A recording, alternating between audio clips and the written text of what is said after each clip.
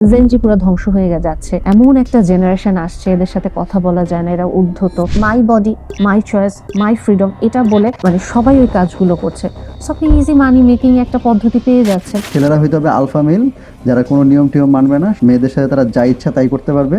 এটা কখনোই আসলে একটা পুরুষের পৌরুষত্ব বোধ প্রকাশ করে না। এই যে ম্যারেজ জিনিসটাকে যে আপু এত কঠিন করা হচ্ছে, এটার পেছনে আসলে কারণটা কি? ম্যারেজ ইজ নট স্ক্যারি, এবং আপনি একটা সার্টেন বয়সে বিয়ে করতে পারেন। আমরা ছেলে বা মেয়ে উভয়ই এই জিনিসটা জানি, ডিপ ডাউন ইনসাইড আমরা কেউ একা থাকতে পারবো না। জনি ডেপ, তারপর বিল গেটস, যাদের হচ্ছে ডিভোর্স হচ্ছে তারা কিন্তু বেশ অনেক বড় একটা অ্যামাউন্ট তাদের পে করা লাগতেছে। বিয়েতে তো আসলে আমার পার্টনার যদি চিট করে, আমি তাইলে ওর সাথে কেন একটা লিগ্যাল রিলেশনে যাবো? এর চেয়ে কি ভালো না যে আমি লিভ টুগেদার করবো? আপনি দেখেন নাটক সিনেমাতে কোনো কাহিনী নাই প্রেম ভালোবাসা ছাড়া। রকস্টার একটা মুভি ছিল, একটা সময় খুবই হিট হলো।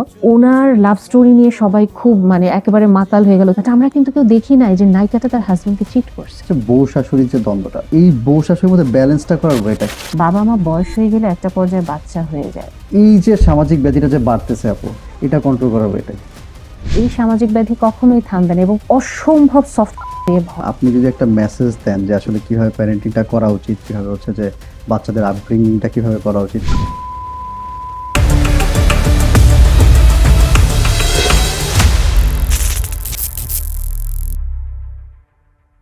আসসালামু আলাইকুম everyone, welcome to another episode of power podium. আর আজকের এপিসোডে আমরা পেয়েছি ডক্টর মুনমুন জাহান আপুকে, যিনি হচ্ছেন একজন সাইকিয়াট্রিস্ট। সো আপুর হচ্ছে গিয়ে যে আমাদের মেন্টাল হেলথ ইস্যুসগুলো নিয়ে আপুর খুবই ভালো দক্ষতা আছে, এক্সপার্টিস আছে। তো ওই জায়গা থেকে আজকে আপুর সাথে আমরা আমাদের কারেন্ট সমাজের বেশ কিছু হট টপিক নিয়ে কথা বলবো, যেগুলো আসলে আমরা আমাদের সবারই pain point, common pain point আমরা বলতে পারি। তো ওইখানে হচ্ছে যে দেখা যাচ্ছে যে আমাদের যারা জেন জি আছে, ওনাদের মধ্যে হচ্ছে অনেক বেশি পরিমাণে মেন্টাল হেলথ ইস্যুসগুলো আমরা দেখতে পাচ্ছি। তারপর হচ্ছে রিলেশনশিপ ইস্যুস দেখতে পাচ্ছি আমরা, তাদের মধ্যে ডিপ্রেশন বেড়ে যাচ্ছে, অ্যাংজাইটি বেড়ে যাচ্ছে। সো এই জিনিসগুলো নিয়ে আসলে বেসিক্যালি আমরা কথা বলবো। তো মুনমুন আপু কেমন আছেন? আলহামদুলিল্লাহ ভালো আছি ভাইয়া, এবং ধন্যবাদ আমাকে ইনভাইট করার ইটস আওয়ার প্লেজার আপু। সো আপু, আজকে আমি খুব বেশি স্টার্টিং বা ইন্ট্রোডাকশন আমি খুব বেশি সময় নিতে চাচ্ছি না। তো এই যে আমরা রিসেন্টলি একটা নিউজ দেখলাম আপু সোশ্যাল মিডিয়াতে, যে একটা বাচ্চা মেয়ে ইংলিশ মিডিয়ামের, হয়তো 14 ইয়ার্স ওল্ড।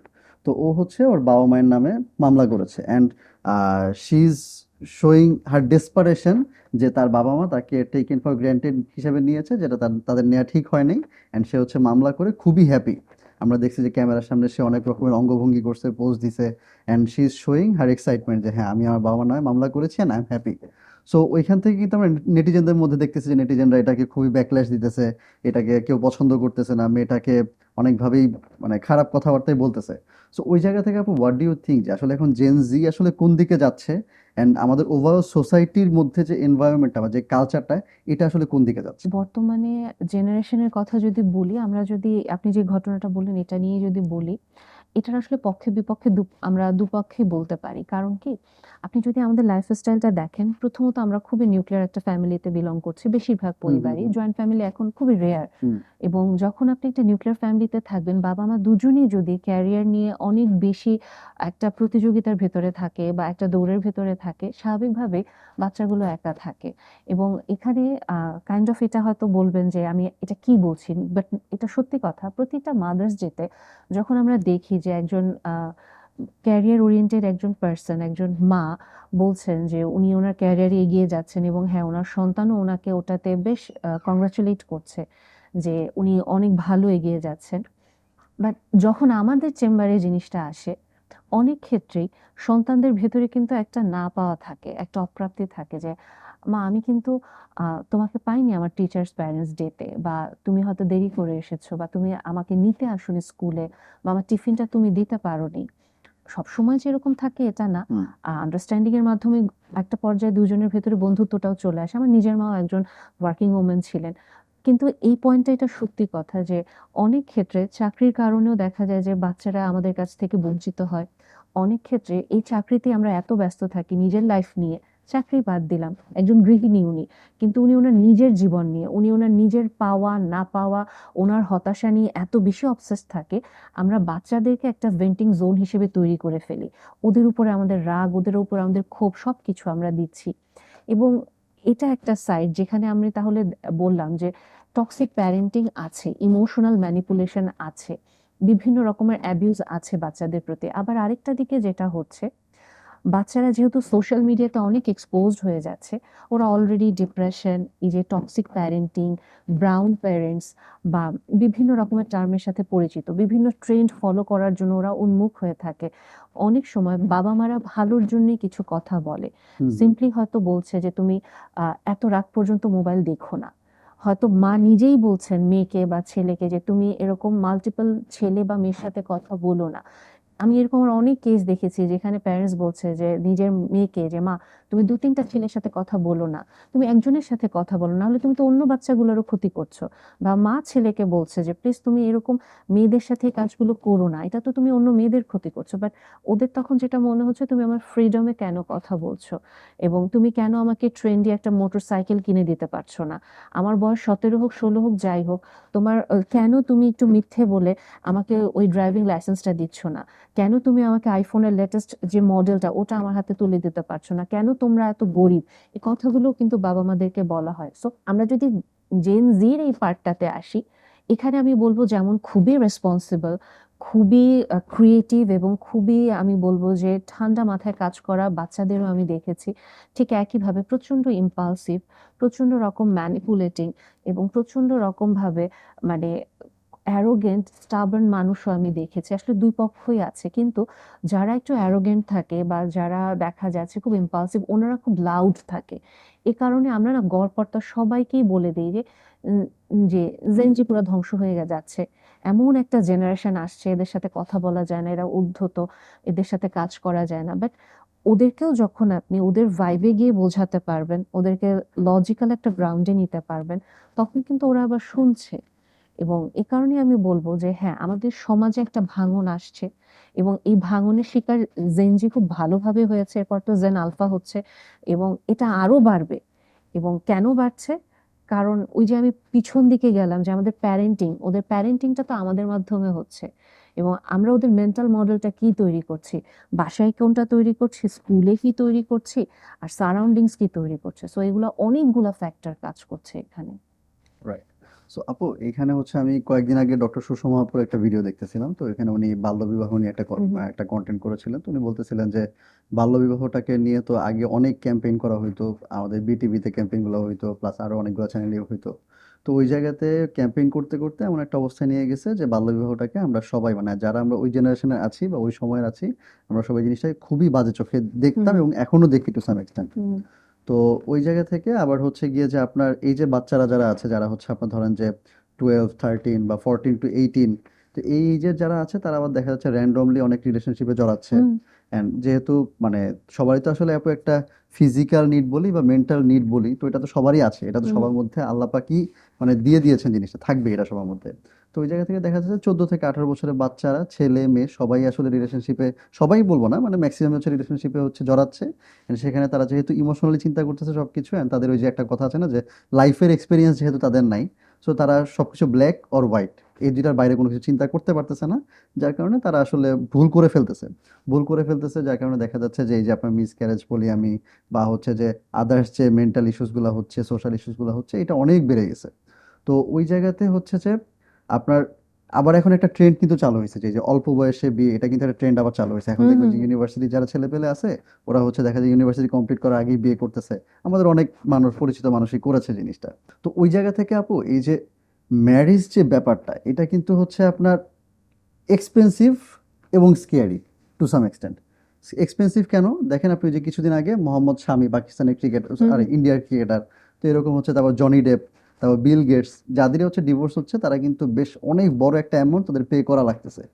তারপরে হচ্ছে আবার বিয়ে করার সময় আপনি দেখেন কতগুলা ব্যাপার, যে ছেলেদের ক্ষেত্রে হচ্ছে যে এই তোমার হচ্ছে যে কি বলে দেনমোহর যেটা আছে, এটা হচ্ছে আপনার একদম আনরিয়েল লেভেলে ধরা হচ্ছে। তো এটা পে করা লাগবে। তারপরে হচ্ছে আবার অনেকে আবার এটাকে একটা ঢাল হিসেবে রাখে যে এই টাকাটাও দিবে না, কিন্তু যদিও হচ্ছে ডিভোর্স দিতে চায় তাই তখন তো আবার ওই টাকাটা দেওয়া লাগবে। সো এই জায়গাতে ম্যারেজটা হচ্ছে অনেক বেশি এক্সপেন্সিভ হয়ে গেছে। আবার মেয়েদের সাইড থেকেও তো ওই যে যৌতুক হাবিজাবি এগুলো তো ছিল, যদি এখন এটা কমে আসছে, বাট তাও কিন্তু আছে জিনিসগুলা। তো সব মিলায় ম্যারেজটা হচ্ছে এক্সপেন্সিভ। আবার হচ্ছে ম্যারেজ স্কেয়ারি কেন, কারণ হচ্ছে আমরা অনেক নিউজ দেখতেছি যে এক্সট্রা ম্যারিটাল অ্যাফেয়ার্স, তো এক্সট্রা ম্যারিটাল অ্যাফেয়ার্স থেকে কি হচ্ছে যে ইভেন হাজব্যান্ড ওয়াইফকে টু সাম এক্সটেন্ট মেরে ফেলতেছে, আবার ওয়াইফ হাজব্যান্ডকে মেরে ফেলতেছে। সো এই জিনিসগুলো হচ্ছে, তারপর টক্সিসিটি হচ্ছে, টর্চার হচ্ছে, অনেক কিছু হচ্ছে। সো এই যে ম্যারেজ জিনিসটাকে যে আপু এত কঠিন করা হচ্ছে বা এই জিনিসটাকে যে এত এক্সপেন্সিভ করা হচ্ছে, মানে এটার পেছনে আসলে কারণটা কি? এটার পেছনে কারণ তো বলতে গেলে ভাইয়া অনেক বড় হয়ে যায়। তারপরেও যদি আমরা বলি যে দেখেন ভাইয়া, আ আসলে প্রথমত আমরা ছেলে বা মেয়ে উভয়ই এই জিনিসটা জানি, ডিপ ডাউন ইনসাইড আমরা কেউ একা থাকতে পারব না। আমরা একা থাকতে পারি না দেখেই কি করি? আমরা মুখে বলি, "আমি কখনো বিয়ে করব না।" হুম, তার মানে বিয়ে না। আমি আসলে কখনো কোনো রেসপনসিবিলিটি নিব না। হুম, আমি কোনো লিগ্যাল রেসপনসিবিলিটি নিব না। আমি কোনো মানে একটা ইনস্টিটিউশন, ম্যারেজ যদি একটা ইনস্টিটিউশন হয় আমি ওটাতে যাব না। কিন্তু বিয়ের বাহিরে যা, যা করণীয় আমরা কিন্তু ওগুলো সবকিছু করছি। এবং এই জায়গাটাতে আমি যদি বলি যে ছেলেরা দায়িত্ব নিচ্ছে না, মেয়েরাও দায়িত্ব নিতে চাচ্ছে না। সবাই নিজের স্বাধীনতাটাকে চর্চা করতে চাইছে। এবং একটা যে অ্যাডজাস্টমেন্ট বা একটা যে দুজন দুজনেরকে আমরা কোডিপেন্ডেন্সি না বাট একটা টিম হিসেবে আমরা সুন্দরভাবে রোল অন করব, একজন আরেকজনকে মিররিং করব। ভিতরে, ভিতরে আমি কিন্তু চাই আমার পার্টনার এটা করবে। কিন্তু অন্য কাউকে যে আমি এটা সার্ভ করব, এটা দিতে আমরা প্রস্তুত না। প্রথমত আমাদের মেন্টালিটিটা নষ্ট হচ্ছে। দ্বিতীয়ত এই মেন্টালিটি কারা নষ্ট করছে? আমি যদি দেখি একটা মেয়ের হাতে বা একটা ছেলের হাতে মোবাইল তো ছোটবেলা থেকেই যায়। ৫-৬ বছর থেকে বা আরো মানে বলা যেতে পারে তো মানে মোটামুটি ১-২ বছর থেকে দেখে, দেখেই খায়। বাট অ্যাডাল্ট কনটেন্ট এও আস্তে, আস্তে এক্সপোজ হতে থাকে। কারণ বাবা-মা অনেক সময় খেয়াল করতে পারে না। এবং অনেক ক্ষেত্রে রিলসে যেটা থাকে বর্তমানে ছোট, ছোট ছেলেরা খারাপ। একটা মেয়ে যখন দেখে, মা যখন মোবাইলটা দেখলো, ছেলেরা খারাপ। মেয়ের হাতে মোবাইলটা পড়লো।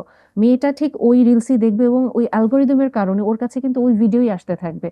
ছেলেরা চিট করে, ছেলেরা খারাপ, মেয়েরা অনেক কষ্ট করে, সো মেয়েদের একা থাকা দরকার। খেয়াল করেন, একে তো অলরেডি যারা হচ্ছে গিয়ে মানে যুবক, যুবতী বয়সে ওদের এটা আছে। এখন আমরা একটু পেছনে যাচ্ছি যে ওদের এটা কোত্থেকে আসছে। সো বাচ্চা মেয়েটা এটা দেখে, দেখে বড় হচ্ছে এবং ছেলেটা কি করছে? ছেলেটারও কিন্তু সেইম অ্যালগরিদম আসতেছে, মেয়েরা খারাপ, মেয়েরা এরকম মানে চিট করে, গোল্ড ছেলেদেরকে ডিগার হয়। কষ্ট দেয়, গোল্ড ডিগার হয় যেটা আপনি বললেন। সো এই যে দেখেন, এই যে মেন্টালিটিটা কোত্থেকে আসলো তাইলে? এটা তো সে ক্যারি করছে এবং কি করবে? যখন সে একটু টিনেজে যাচ্ছে, একজনকে অ্যাপ্রোচ করছে রিলেশনশিপের জন্য, তখনও ওখানেও কিন্তু সে বিভিন্নভাবে ফ্রেন্ডদের কাছ থেকেও দেখতেছে যে রিলেশনশিপ একটা প্যারা।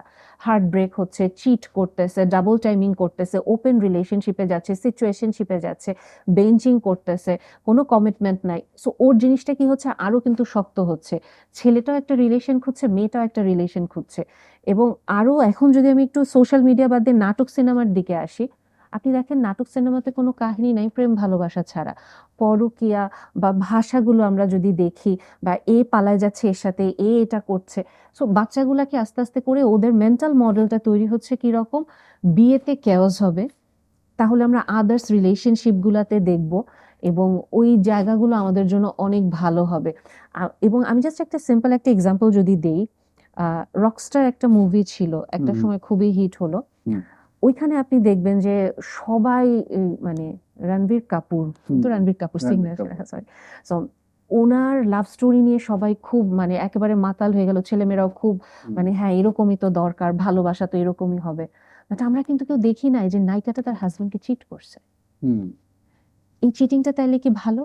না, আপনি খেয়াল করে দেখবেন এইভাবে করে খুব সূক্ষ্ম, সূক্ষ্মভাবে আমরা একেকটা ভালোবাসাকে গ্লোরিফাই করতে গিয়ে আমরা এক্সট্রা ম্যারিটাল অ্যাফেয়ার, আমরা চিটিং, মাল্টিপল রিলেশনশিপ এগুলোকে আমরা আস্তে, আস্তে করে নরমালাইজ করছি। এবং ওই যে মেন্টাল মডেলটা তৈরি হচ্ছে এবং সুন্দর সম্পর্ক কিন্তু আছে। এগুলাকে কিন্তু আমরা আসলে দেখাই না। এবং এগুলায় যে অ্যাডজাস্টমেন্টের দরকার, এগুলায় যে একটা আন্ডারস্ট্যান্ডিং এর দরকার, ২ জনকে অসংখ্যবার যে ক্ষমা করতে হয়, ২ জনকে অসংখ্যবার যে মাফ করার পাশাপাশি অনেক সময় দয়া করতে হয়, এই জিনিসগুলো কিন্তু আমরা বলি না, দেখাই না। কারণ দেখালে যেটা হবে, এই যে একটা ব্যবসা, আপনাকে রিলস দেখানোর কারণে যে আমি টাকা কামাচ্ছি, এই যে আপনি যে বিশ্বাস করছেন ট্রাভেল করলে আপনি একা ভালো থাকবেন, আপনি একটা বিয়ে না করলে ভালো থাকবেন, মাল্টিপল রিলেশনে যাবেন। আপনি তো ডেটিং অ্যাপ ইউজ করছেন। আপনি তো বিভিন্ন টয় কিনছেন আপনার চাহিদা পূরণের জন্য। আপনি তো বিভিন্ন ওয়েবসাইট সার্চ করছেন আপনার নিজের একাকিত্ব বোধ ঘোচানোর জন্য। এগুলো তো কমপ্লিট একটা বিজনেস ভাইয়া। ইকোসিস্টেম। এবং এই যে বিজনেসটা আপনি যেই মুহূর্তে আপনার সামনে আমি এটা বড়, বড় করে বলতে থাকবো, ম্যারেজ ইজ নট স্ক্যারি এবং আপনি একটা সার্টেন বয়সে বিয়ে করতে পারেন। আপনার কোনো সমস্যা নেই, আপনি বাসায় বসেও খুব সুন্দর ঘরোয়াভাবে বিয়ে করতে পারেন, এত টাকা খরচ করার দরকার নেই, যেই সম্পর্কটা টিকবেই না হুম হুম আপনি ওই সম্পর্কটাতে টাকার জন্য কিভাবে টিকিয়ে রাখবেন? ওটাতেও তো শান্তি নেই। যখন আমরা এগুলো আস্তে আস্তে বলতে থাকবো, আপনি দেখেন অনেকগুলো ব্যবসা ভেঙে পড়তে হুম হুম থাকবে। হুম এবং তখন যেটা হবে, আমি একটু আগে যেটা বললাম, যারা মানে লাউড, কারা অ্যারোগেন্ট, ইম্পালসিভ, যারা খুব মানে ঝগড়া করতে পারে ওরকম, বাট যারা আপনাকে পজিটিভ কথাগুলো বলবে, এরা কিন্তু অত লাউড হতে পারে না। হুম, এরা কিন্তু একবার দুবার বলছে, মানুষ এত গালিগালাজ করে, গালিগালাজ কে খেতে চায়? সবারই তো সেটাই। একটা মেন্টাল হেলথ থাকে। আস্তে করে বসে যাচ্ছে।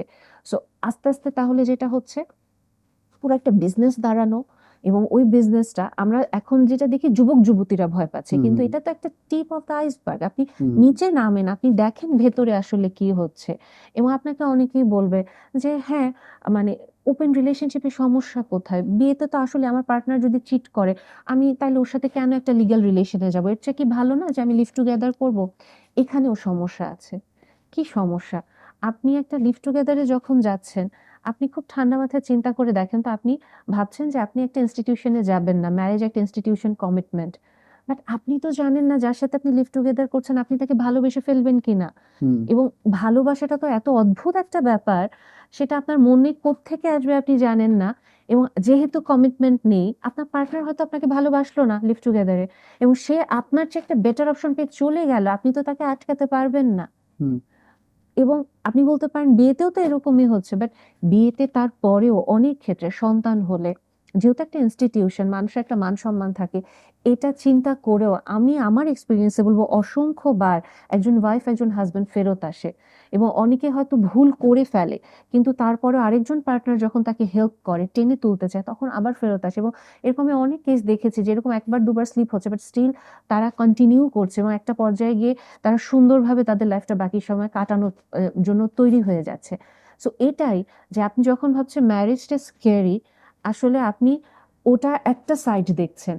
আপনি অন্যদের এক্সপেরিয়েন্স গুলো দেখছেন না। এখন অন্যদের এক্সপেরিয়েন্স কেন আসছে না সোশ্যাল মিডিয়াতে, কেন এগুলো লাউড হচ্ছে না? কারণ সবারই আসলে পার্সোনাল লাইফে কেউ পাবলিক শেমিং নিতে চায় না। হুম এবং এই যে আমি যে একজন দুজন, যেটা আমি একটু আগে বললাম, যারা বলছে যে না এই নিয়মগুলো ভাঙতে হবে, এই বিজনেস গুলো ভাঙতে হবে, তাদেরকেও তো বিভিন্নভাবে অফ করে দেয়া হচ্ছে। সো এইটার এগেইনস্টেও সত্যি যে ঘটনাগুলো খুব সুন্দর, বিয়েটার যে সৌন্দর্য, ওটা প্রচার করা হচ্ছে না। রাইট।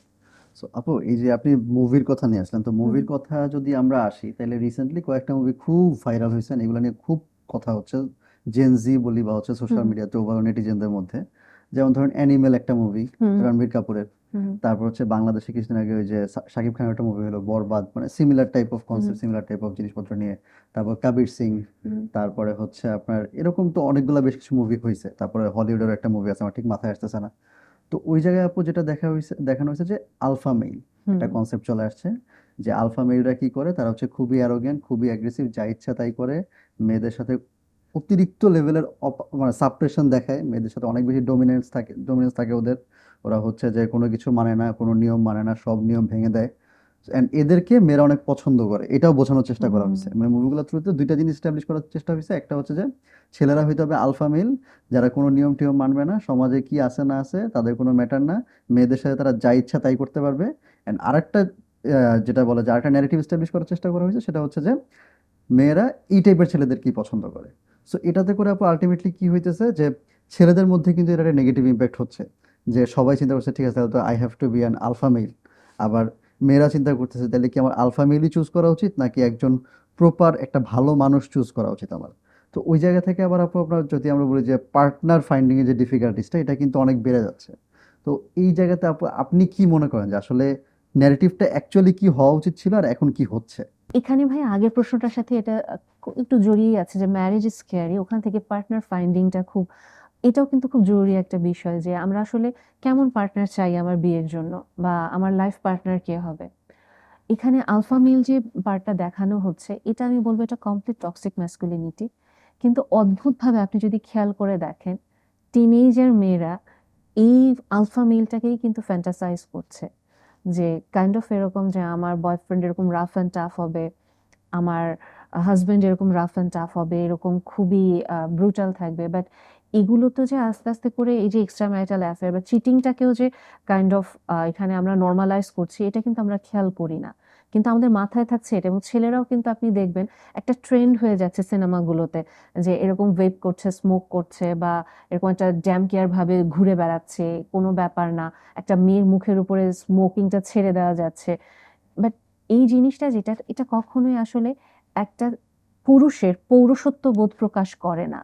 এবং একজন মেয়ে ফ্যান্টাসাইজ করার সময় এটা হয়তো তার ভালো লাগতে পারে, কিন্তু এই মেয়েটা তো সবসময় আসলে 18 বছর বয়সে থাকবে না, 13-14-তে থাকবে না।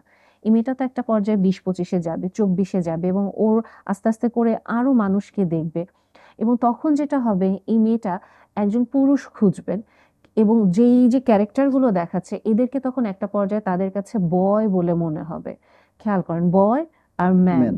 এবং এই যে পার্থক্যটা, ছেলেরা কিন্তু এটা বুঝতে পারছে না। ওরা কিন্তু দেখছে কি মেয়েরা তো ওইটাকে চেরিশ করছে, মেয়েরা তো মানে খুব পছন্দ করছে, সবার মুখে মুখে এরকম যেটা বললেন কবির সিং ঘুরছে, বা এই যে এই হিরোদের কথা ঘুরছে। কিন্তু আলটিমেটলি একটা পুরুষ কখন পুরুষ হবে? একটা পজিটিভ ম্যাসকুলিনিটি আমি যদি বলি, কাইন্ড অফ এটা একটা লস্ট কনসেপ্ট। এবং এই কনসেপ্টটা, যেটা আমি সব সময় বলতে থাকি, একজন পুরুষকে আপনি তখনই তো বলবেন যে পজিটিভ ম্যাসকুলিনিটি সে প্র্যাকটিস করতে পারছে যখন সে একটা পরিবারের লিডারশিপ রোলে যাবে। Kind of say protector, say provider, এবং অ্যাট দ্য সেম টাইম তার ইন্টেলেকচুয়াল এবং ইমোশনাল ইন্টেলিজেন্স সে কাজে লাগাতে পারছে, ম্যাচিউরিটিটা সে নিয়ে আসতে পারছে, প্র্যাকটিস করতে পারছে। এবং দিন শেষে বিলিভ মি, যে একটা মেয়ে কিন্তু একটা পুরুষ মানুষের কাছ থেকে এটাই চায়। মানে একজন মেয়ে যতই আর্ন করুক না কেন, ইভেন সে যদি 1 কোটি টাকাও কামায়, তার কাছে কিন্তু ওটাই ভালো লাগবে যে আমার যিনি হাজব্যান্ড, আমার যে ভালোবাসার মানুষটা, উনি কি আমাকে প্রোটেক্ট করে, উনি কি আমার জন্য কিছু প্রোভাইড করে। একটা সেটা একটা ফুল হোক, একটা চকলেট হোক, বা বাসা সবার জন্য কিনেছে, আমার জন্য কি মনে করে কিছু একটা সে নিয়ে এসেছে, এটা কিন্তু একটা মেয়ে খুব দেখে। এবং এটাও দেখেন যে তার মেয়েটার ডেফিনেটলি একটা মতামত আছে, কিন্তু এটা কিন্তু তার ভালো লাগে যখন সে দেখে যে তার হাজবেন্ড বা তার ভালোবাসার মানুষটা ইন্টেলেকচুয়াল ম্যাচিউরিটিতে, মেয়েটা যখন প্রবলেমে পড়ছে সে তাকে হেল্প করতে পারছে। এখন সে যদি কাইন্ড অফ পাজল থাকে, বা কোনো তোমার কিছু যা আসতেছে আমার কিছু যায় আসে না, আমি তো তোমাকে স্বাধীনতা দিছি, তুমি করো, মেয়েগুলা কিন্তু এটা নিতে পারে না। সো এই যে ক্যারেক্টারগুলো প্লে করা হচ্ছে, মেয়েরা ওই ফ্যান্টাসাইজ করার সময় ভালো লাগে, বয়ফ্রেন্ড খোঁজার সময় ভালো লাগে, কিন্তু যখন বিয়ে করতে যাবে তখন তো তাদের মনে ঠিকই কামড়টা দেয়, আমার হাজবেন্ড কি এরকম করবে, আমার হাজবেন্ড কি আমার সাথে এটা করবে। এবং ডেফিনেটলি যারা আউট অফ দ্য বক্স চিন্তা করে, ওই মেয়েগুলো কখনোই পুরুষ ক্যারেক্টারগুলো পছন্দ করে না। এবং সেম ওয়েতে আমরা যদি মেয়েদের দিকে তাকাই, ছেলেদের সামনে কিভাবে জিনিসটা পোর্ট্রে করা হয়, সিনেমা বলেন, সোশ্যাল মিডিয়াগুলোতে বলেন, প্রচন্ড রাগী, প্রচন্ড রকম ইমোশনালি ইম্যাচিওর, সব সময় বায়না করছে, প্রচন্ড রকম ভাবে দেখা যায় যে ডিসএগ্রিমেন্ট নিতেই পারবে না এরকম একজন মানুষ, যে তার কোনো ভুল নাই, তাকে সবসময় প্যাম্পার করে যেতে হবে। পাপা কি প্রিন্সেস, এই টার্মটা আমরা খুব ইউজ করি, ছেলেরা তো কমনলি ভয় পায় যে আমি যে বিয়ে করবো, এটা কি পাপা কি প্রিন্সেস হবে, আমি তো এরকম মেয়ে চাই না, আমি রেসপন্সিবল মেয়ে চাই। বা এমন কি টক্সিক হবে যে কিনা আমার পরিবারের মানুষদের কাছ থেকে আমাকে আলাদা করে ফেলবে। এগুলো কিন্তু ছেলেদের খুব কোর একটা ফিয়ার থাকে। মেয়েটা কি এরকম হবে যে সে আমার সাথে গোল্ড ডিগার হিসেবে আসবে, ডিসলয়ালটি সে শো করবে, এই ভয়গুলো কিন্তু ছেলেদের ভিতরে থাকে। এবং সিনেমাগুলোতে তো এগুলো প্রিচ করা হচ্ছে। মেয়েরা যখন বলছে যে আই ওয়ান্ট মাই ফ্রিডম, এবং মেয়েরা এটা বুঝতে পারে না যে ওরা যে ফ্রিডমটা চাচ্ছে এটা আসলে কিসের বিনিময়ে ওদের কাছে আসবে। একটা ছেলেকে যে ওকে সার্ভ করতে হবে, একটা মানে পার্ট আমাকেও যে রেসপন্সিবিলিটি নিতে হবে, আস্তে আস্তে করে মেয়েদের ভিতর থেকে এই জিনিসটা পুরোপুরি মুছে যাচ্ছে। আপনি একটা সম্পর্কে দেখেন, একটা রিলেশনশিপে, জাস্ট আমি বিয়ের আগের পার্টটাতেই যদি বলি, একটা রিলেশনশিপে একটা ছেলে প্রপোজ করবে, মেয়েটাকে সে কনভিন্স করবে, মেয়েটাকে সে কিছুদিন চেস করবে, পটানোর চেষ্টা করার জন্য আপনার ফুল নিয়ে দাঁড়ায় থাকবে। তো হচ্ছে গিয়ে বাড়ির সব মানে সব ধরনের তার কাইন্ড অফ, আমি এরকমও দেখছি, হোমওয়ার্ক করে দিচ্ছে, তার অ্যাসাইনমেন্ট করে দিচ্ছে, ব্যাগ টেনে নিয়ে আসতেছে, ইচ অ্যান্ড এভরিথিং। তাকে দামি দামি এক্সপেন্সিভ মানে গিফট দিতে হচ্ছে, ডেটিংয়ে নিয়ে যেতে হচ্ছে।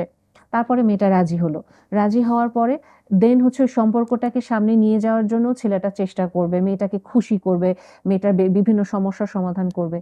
একটা মেয়ে তাইলে এই সম্পর্কটা শুরুর জন্য বা আলটিমেটলি ক্যারি করার জন্য কি করতেছে? তো ছেলেদের মাথায় তো এই জিনিসগুলা কাজ করতেছে। এবং আপনি যখন এই জিনিসটা এইভাবে করে একটা ছেলে দেখতেছে, সিনেমাতেও এটা দেখতেছে এবং এটা দেখতেছে যে আচ্ছা ফাইন, মেয়েদেরকে তো তাইলে এটা করলেই মেয়েরা খুশি হয়ে যাচ্ছে, বরং বিয়েতে গেলে তো ঝামেলা। হুম এখন আপনি বলেন একটা ছেলে হিসেবে আপনি কেন বিয়ে করবেন যেখানে আপনাকে এত টাকা দেনমোহর দিতে হচ্ছে? আপনি ৩০-৩৫ বছর বয়সের আগে বা ২৮ বছরের আগে আপনার নিজের একটা হিউজ অ্যামাউন্টের ইনকাম না থাকলে আপনি বিয়ে করতে পারতেছেন না। হুম হুম প্লাস হচ্ছে গিয়ে বিয়ের পরে আপনাকে মেয়েদের এতগুলা প্যারা নিতে হবে, ট্যান্ট্রাম সহ্য করতে হবে, যেখানে আপনি কোনোদিন মেয়েটাকে বলতে পারবেন না আমারও একটু গেমস খেলতে ইচ্ছা করে, হুম আমারও হুম একটু ফ্রেন্ডদের সাথে আউটিং এ যেতে ইচ্ছা করে। কারণ আপনাকে তাকে সার্ভ করতে হবে। যদি আপনি এগুলো করতে না পারেন, তুমি আমাকে ভালোবাসো না, তুমি আমাকে হুম সময় দিচ্ছ না। হুম সো তাইলে আমরা মানে একটা ছেলে কেন বিয়ে করবো? ছেলে তো এটাই সুবিধা। সে তো বিয়ে না করে মাল্টিপল পার্টনার এনজয় রাইট করতে পারতেছে। রাইট এবং তার তো কম টাকায় জিনিসটা হচ্ছে। সেটাই এবং তার আপনি আরো যদি দেখেন তার রিলেশনে যাওয়ারই বা কি দরকার? মানে আল্টিমেটলি সে একটুখানি অল্প একটু মানে টাকা দিলেই তো সে তার ওই ইমোশনাল নিড ফুলফিল হচ্ছে। তার মানে তার টাইমটাও ভালো পাস হয়ে যাচ্ছে। সো ওভারঅল পার্টনার ফাইন্ডিং এর যে ইস্যুটা বলছেন, এটার পথে খুব বড় রকমের একটা বাধা হয়ে দাঁড়াচ্ছে ওভারঅল সোশ্যাল একটা প্যাটার্ন, আমাদের মেন্টাল মডেলটা। এরপরেও যদি বলেন পার্টনার ফাইন্ডিং এর জন্য আমরা কি করতে পারি, এটার কোনো স্পেসিফিক অ্যান্সার নাই। বিয়েটা ইটসেলফ আমার কাছে মনে হয় তরমুজ কেনার মতো ভাইয়া। আপনি যদি খেয়াল করে দেখেন এই কথাটা আমি সবসময় বলি, বিয়েটা হচ্ছে তরমুজ কেনার মতো। আপনি খুব টিপে টুপে তরমুজ কিনবেন কেটে, যেই পার্টটা কাটেননি বাসায় এনে দেখবেন ওইটাই স্বাদ, এবং বাসায় বলবেন তুমি এটা কিনছো কেন? সো আল্টিমেটলি পার্টনার যেমন হোক আপনি নিজে আগে প্রিপেয়ার হন। আপনি নিজেকে আগে জানেন আপনি কেমন পার্টনার চান। আপনি নিজে কতটুকু রেজিলিয়েন্ট, কতটুকু এমপ্যাথেটিক, আপনি নিজে কতটুকু রেসপন্সিবল, আপনি নিজে আপনার পার্টনারের প্লেটে কি দিতে প্রস্তুত। আমরা কেউ এটা দেখি না। এটা আমি আগেও বলেছি একটু আগে। আগে আমি নিজে প্রস্তুত কিনা। এরপরে আমি যখন নিজেকে জানি, তখন না আমি কেমিস্ট্রি খুঁজবো না। যে আমার খুব সিক্স প্যাক বডি লাগবে বা আমার কাইন্ড অফ জিরো ফিগার লাগবে না, আমার ওটা লাগবে না। আমি জানি আমার এমন একটা মানুষ দরকার যাকে দেখলে আমার শান্তি লাগবে। ট্রু আমি জানি আমার এমন একটা মানুষ দরকার যে আমার এক্সস্টিং পিরিয়ডে আমাকে মাথায় হাত রেখে বলবে ঠিক হয়ে যাবে, বা আমাকে কেউ টন্ট করবে না মাস শেষে আমার একটা ছেলের হাতে টাকা নাই, তোর তো টাকা পয়সা কিছু নাই, তুমি আমার টাকায় চলো কেন, এই টনটা ছেলেটাকে শুনতে হবে না, ছেলেটা তো ফ্যামিলির জন্য টাকা খরচ করতেছে। সো এই শান্তিটা পাওয়াটা আমার কাছে প্রায়োরিটি। যখন সে নিজেকে জানবে তার প্রায়োরিটি এটা হবে, দেন সে যখন পাত্রী বা পাত্র খুঁজবে এই টপিকগুলোতে সে এমফাসিস দিবে। এবং তখন যেটা সে করতে পারে, ওই মানুষটার ক্রাইসিস ম্যানেজমেন্ট সে অবজার্ভ করতে চাইবে, ওই মানুষটাকে সে জানার চেষ্টা করবে ওই অ্যাঙ্গেলে, তখন সে না ওই পটকা খুঁজবে না আর। হুম রাইট। সো আপু এই জায়গায় হচ্ছে আপনার সোশ্যাল মিডিয়াতে আপনি যেটা বলতেছিলেন যে মানে মেয়েরা হচ্ছে কন্টিনিউয়াসলি বায়না করবে, ওইটাই হচ্ছে যে সার্ভ করা লাগবে, আদারওয়াইজ হচ্ছে যে পজিটিভ ম্যাসকুলিনিটি হচ্ছে না, বা হচ্ছে যে মানে কি বলে যে আইডিয়াল হাজবেন্ড ম্যাটেরিয়াল যেটা বলে ওইটা হচ্ছে না। তো এই জিনিসটা হচ্ছে আপু আপনার মুভিতে যেমন দেখানো হচ্ছে, তো পাশাপাশি হচ্ছে সোশ্যাল মিডিয়াতে আমরা যেটা দেখি কি যে ধরেন আমি আমার বউকে খুব ভয় পাই, আমার বউ আমাকে খুব ভয় দেখায়, আমার বউ যেটা বলে আমি সেটাই করি, এই টাইপের কন্টেন্ট যারা বানাচ্ছে, কাপল ব্লগ যারা করতেছে, এটা খুব ভাইরাল হচ্ছে। আবার হচ্ছে যে যারা হচ্ছে কাপল ব্লগে বলছে আমি আমার হাজবেন্ডকে যাই বলি সে তাই করে, আমি যদি রাত 1টা বাজে বেরোইতে বলি সে 1টা বাজে বের হয়, আমি তাকে যখন যেটা বলতেছি সে সেটাই প্রোভাইড করতেছে, সেটাও মানুষ খুব চেরিশ করতেছে। তো ওই জায়গা থেকে কিন্তু আপনার একটা সোশ্যাল মিডিয়ার ট্রেন্ড হয়ে গেছে এটা, যে আমরা কখনো এটা বলতেই পারবো না যে না আমিও আমার ওয়াইফকে কিছু বলছি সেই কাজটা করছে, এটা বলার কোনো সুযোগ নেই, এটা বললে আপনি অনেক খারাপ। হুম আর যদি আপনি বলেন যে না আমি আমার ওয়াইফকে খুব ভয় পাই, সে যা বলে আমি তাই করি, তাইলে হচ্ছে আপনি অনেক ভালো। এন্ড এই জন্য হচ্ছে অনেকে দেখা যায় কি যে অ্যাকচুয়ালি তারা একটা প্র্যাকটিস করে না, বাট সোশ্যাল মিডিয়াতে এসে তারা অ্যাটলিস্ট শো করার জন্য হইলেও এটা দেখাচ্ছে যে হ্যাঁ আমি কিন্তু আমার ওয়াইফকে খুব ভয় পাই। এন্ড এটাকে তরুণ এবং তরুণী উভয়ই খুব বেশি চেরিশ করতেছে। তো ওই জায়গা থেকে আপু একটা আনরিয়াল এক্সপেকটেশন বিল্ড আপ হচ্ছে। আনরিয়াল এক্সপেকটেশনটা কেমন যে ওই দিন আমি দেখতেছিলাম একটা ফেসবুক পোস্টই মনে হয় যে আহ, একটা ওয়াইফ সে লিখতেছে যে আমি আমার হাজবেন্ডকে কখনো রান্না করে খাওয়াই না, সে সারাদিন অফিস করে এসে তারপর আমার জন্য রান্না করে সে আমাকে খাওয়াচ্ছে। সে হচ্ছে আমাকে কখনো কাপড় ধুইতে দেয় না, সে আমাকে কখনো বাসার কাজ ধরতে দেয় না, সব কাজই আমার হাজবেন্ড করে দেয়। অ্যান্ড সে এটাকে খুব চেরিশ করে ফেসবুকে বলতেছে। So what do you think আপু, এইটা কি এরকম এক্সপেকটেশনটা কি বিল্ড হওয়া উচিত কিনা? দেখেন আমরা হচ্ছে ধরেন যারা কাজ করতেছি বাইরে, এমন না যে মানে বাসায় মেয়েরা কোনো কাজ করে না, হোম মেকিং কিন্তু অনেক বড় একটা টাস্ক, হুম অনেক বড় একটা রেসপন্সিবিলিটি, সারাদিনই এঙ্গেজমেন্ট থাকে ওইখানে, বাট ওইখানে থ্যাঙ্কলেস জব। এমন না যে আমি বাসায় গিয়ে খুব অ্যাপ্রিসিয়েট করতেছি না তুমি তো সারাদিন অনেক কষ্ট করছো, ওই টাইপের জিনিসটা হয় না। বাট আমরা যখন কাজ করতেছি আমরা এটা মানে আমরা এখানে অনেক জায়গা থেকেই থ্যাঙ্কসটা পাই, আমরা অফিস থেকে পাই, কলিগ থেকে পাই, বাসায় গিয়েও টু সাম এক্সটেন্ট পাই আমরা, প্লাস সমাজ থেকে পাই আমরা। কিন্তু তারপরও যখন আমরা হচ্ছে বাসায় যাচ্ছি আমরা কিন্তু কমপ্লিটলি এক্সস্টেড অবস্থায় যাচ্ছি বাসায়, একদম পুরো ব্রেনটা ড্রেন করে দিয়ে, মানে সব এনার্জি ড্রেন করে তারপর যাচ্ছি বাসায়। তো তারপর যখন আমাদের কাছ থেকে এক্সপেকটেশন থাকবে যে না আমাকে হচ্ছে এখন কাপড় ধুয়ে নিতে হবে, আমাকে এখন হচ্ছে খাবার রান্না করতে হবে, আমাকে বাসা গুছাইতে হবে, আমাকে বাচ্চা ধরতে হবে। সো এই এক্সপেকটেশনটা কি আপু ভ্যালিড কিনা বা লজিক্যাল কিনা? আপনার কথার পার্সপেক্টিভে আমি যদি বলি ভাইয়া যে ডেফিনিটলি আমাদের সমাজে কিন্তু মেয়েরা এখনো মানে অত্যাচারিত কিছু ক্ষেত্রে অবহেলিত। এবং এখানে যে জিনিসটা হয় ভাইয়া, আমি ২ টা ভাগে ভাগ করব। এখানে মেয়েদের একটা পার্ট থাকে যারা আসলেই খুব বেশি সাপ্রেসড এবং অপ্রেসড, এবং আরেকটা পার্ট আপনি যে এইমাত্র যে ফেসবুক পোস্টের কথা বললেন এই পার্টটা তৈরি হচ্ছে। এবং এগেইন এই পার্টটা কি তৈরি হচ্ছে যে ওই যে মেয়েদেরকে তো অপ্রেস করা হয়। এর জন্য আমাকে খুব লাউড থাকতে হবে। আমি আমার নিজে কখনো অপ্রেসড হতে দিব না। বাট আমরা এই পয়েন্টটা মিস করে ফেলি। আমাকে তো কেউ অপ্রেস করছে না। ইনফ্যাক্ট আমি আমার নিজেকে অপ্রেসড হইতে দিব না দেখে আমি যে আরেকজনকে অপ্রেস করে ফেলছি, এটা আমাদের ব্যালেন্সটা থাকে না। আর যেই পার্টটা অপ্রেস হয়ে যাচ্ছে, এরা আবার এসে সাহায্য পাচ্ছে না। এরা যে বলবে যে আমার আমার কষ্ট হয়, আমি এখান থেকে বের হতে চাই। অনেক সময় ওনাদের আর্থিক ওই সুবিধাটা থাকে না, মানসিক সাহসটা থাকে না। পুরুষ মানুষদেরও গাফিলতি থাকে। রেসপন্সিবিলিটিটা তারা তা তো ফুলফিল বটেই। করে না। এবং যেটা আমি বলছিলাম যে পজিটিভ মাস্কুলিনিটি আসলে নাই এখন। হয় খুব টক্সিক, না হলে আপনি একটু আগে যেটা বললেন যে আমার বউ যা বলবে আমি তাই করব। উঠতে বললে উঠবো, বসতে বললে বসবো। এবং এখান থেকে যে এক্সপেকটেশনটা আমি বললাম যে বর্তমানে মেয়েদের এটাই তৈরি হচ্ছে যে আমি আমার বাবার প্রিন্সেস ছিলাম এবং আমি আমার হাজবেন্ডের কুইন হব। বাট হুম, হাজবেন্ডের কুইন হতে গেলে তো আপনার হাজবেন্ডকে কিং ট্রিটমেন্ট দিতে হবে। হুম। একটা কিংকে কিভাবে ট্রিট করা হয় আপনি কি ওটা স্টাডি করেছেন? আপনি কি ওটা জানেন? এবং এখানে তো যে আপনি জিনিস, কি সেটা দিতে রাজি কিনা? এক্স্যাক্টলি আপনি যেটা রাজি কিনা। এবং আরো যে জিনিসটা মানে ওভারঅল একজন হাসব্যান্ড কি বাসায় গিয়ে আসলেই কাজে কন্ট্রিবিউট করবেন কিনা? এখানে আমার কাছে যেটা আমি যেটা বিশ্বাস করি, আপনি যখন বাসায় আসবেন, আপনার স্ত্রী একজন হোম মেকার হন, একজন ওয়ার্কিং ওম্যান হন না কেন, আপনার স্ত্রীকেও যেমন প্রিপেয়ার থাকতে হবে যে আমার হাসব্যান্ড এখন আসবেন। হ্যাঁ, আমি সারাদিন বাসায় ছিলাম বা অফিস করে এসেছি। বাট এখন আমরা দুজন মিলে সময় কাটাবো। আমাদের বাবু থাকলে ওকে নিয়ে সময় কাটাবো। অফিসে বা ঘরে আমি যদি এতক্ষণ 100% দেই, এখন আমাকে 200% দিতে হবে এবং এটার সাথে কোনো কম্প্রোমাইজ চলবে না। হুম, এবং হাসব্যান্ডকেও এটা, হ্যাঁ, আমি বাইরে খুব এক্সহস্টেড, ড্রেইনড হয়ে ফিরছি। বাট আমি যখন ফিরবো বাসায়, দরজাতে ঢোকার সময় আমার 200% দিতে হবে। আমি হয়তো অনেক মানে এক্সহস্টেড হয়ে ফিরছি। আমি হয়তো আমার সাথে আমার বস রাগ করেছে বা আমার সাথে অনেক খারাপ আচরণ করেছে। কিন্তু আমি যেই মুহূর্তে কলিং বেলটা দিব, আমার যেন একটা হাসি থাকে। এবং আমার ওয়াইফও যেন আমাকে হাসি দিয়ে গ্রিট করে দরজাটা খোলে। এবং আমার সন্তানও যেন আমার মুখের হাসিটা দেখে। এবং এরপরে হয়তো আমরা দুজন মিলে একটু রেস্ট নিতে পারি, বা একজন একটু রেস্ট নিলাম, হয়তো আরেকজন তখন ফ্রেশ হয়ে আসলো। তারপর আরেকজন একটু ফ্রেশ হয়ে আসলো, তখন আরেকজন একটু বিশ্রাম নিয়ে তারপর দুজন মিলে আমরা একসাথে আস্তে আস্তে করে কাজগুলো করতে পারি। বাট আপনি কমপ্লিটলি একা রান্না করছেন, আপনি একা লন্ড্রি করছেন, আপনি একা বাচ্চা সামলাচ্ছেন, এই পার্ট আমি কখনোই সাপোর্ট করি না। রান্না এটা একটা লাইফ স্কিল, কাপড় চোপড় ধোয়া এটা একটা লাইফ স্কিল। এবং যখন একজন হোম মেকার উনি বাসায় থাকছেন, উনি আসলে এগুলো কিন্তু টুকটুক করে গুছিয়েই ফেলেন। হুম, হুম। এবং এটাই কিন্তু এক্সপেক্টেড যে তুমি ঘরটা সুন্দর করে গুছিয়ে রাখো, আমি বাহিরের কাজটা করে আসবো। বা ডেফিনিটলি যখন আমি ফিরবো, আমি একটু বিশ্রাম নিবো, আমি নিজের মতো করে নিজেকে একটু প্রস্তুত করে তারপর আমি তোমার সাথে অবশ্যই হেল্প করব। হুম, কিছু স্পেসিফিক দায়িত্ব আমরা ভাগ করে নিতেই পারি। কিন্তু একজন পুরুষ মানুষও ঘরের একেবারেই কোনো কাজ করবেন না। উনি ইনফ্যাক্ট ওনার বাবুকে ১ ঘন্টা রাখতে গেলে উনি ৬০ বার ওনার স্ত্রীকে ফোন দিবেন। এই জিনিসগুলো আসলে ইনসেইন। আবার আপনি যে পোস্টটা বলছেন যে আমি একেবারেই কোনো কাজ করি না, আমি পুরোপুরি বসেই থাকি। আমি হাউসওয়াইফ হলেও বসে থাকি, আমি ওয়ার্কিং ওম্যান হলেও বসে থাকি। এটা খুব কমন সিনারিও। এটাও কোনো হেলথি প্র্যাকটিস না। সো এই দুটারই পক্ষে আমি না আসলে এগেইনস্ট এ। তো আপু আমরা তো এই পার্টটা তো আমরা বুঝে গেলাম যে এখানে হচ্ছে আমাদের একটা প্রপার পার্টনারশিপ খুবই ইম্পর্টেন্ট, যে আপনার হচ্ছে যে মানে এমন না যে সব কাজ ছেলেই করবে বা এমন না যে সব কাজ মেয়েরই করতে হবে, বাসায় কোনো কাজ ছেলে করতেই পারবে না, এটা একদমই একসেপ্টেবলও না। সো এখানে যে আনরিয়েল যে এক্সপেকটেশন গুলো হচ্ছে এটাও আসলে আমাদের সার্ভ করা উচিত না। বাট এখানে আপু আবার আরেকটা ইস্যু আছে। আরেকটা ইস্যু কি, যে আপনি তো একটু আগে নিউক্লিয়ার ফ্যামিলির কথা বলতেছিলেন। তো এখানে আবার যখন জয়েন্ট ফ্যামিলিতে আমরা আসি তখন কিন্তু সিনারিওটা আবার একটু ডিফারেন্ট। হুম, সিনারিওটা ডিফারেন্ট ইন আ সেন্স যে ধরেন যে দেখা যায় ছেলে কাজ করতে গেলে শাশুড়ি রাগ করতেছে, মাইন্ড করতেছে, তো ওইটা যেমন একটা ইস্যু থাকে। আর একটা হচ্ছে যে বউ শাশুড়ির যে দ্বন্দ্বটা, এইটা কিন্তু বাংলাদেশ বলি সাউথ এশিয়া বলি এটা খুবই কমন। এটা নিয়ে এই যে হাজার হাজার সিরিয়াল মুভি টুভি হয়ে যাচ্ছে, কারণ কি এটা হচ্ছে সমাজের অনেক বড় একটা প্রবলেম এটা। তো ওই জায়গায় আপু মানে এখানে সবচেয়ে বড় ভুক্তভোগী যে থাকে সে হচ্ছে ছেলেটা থাকে, হুম।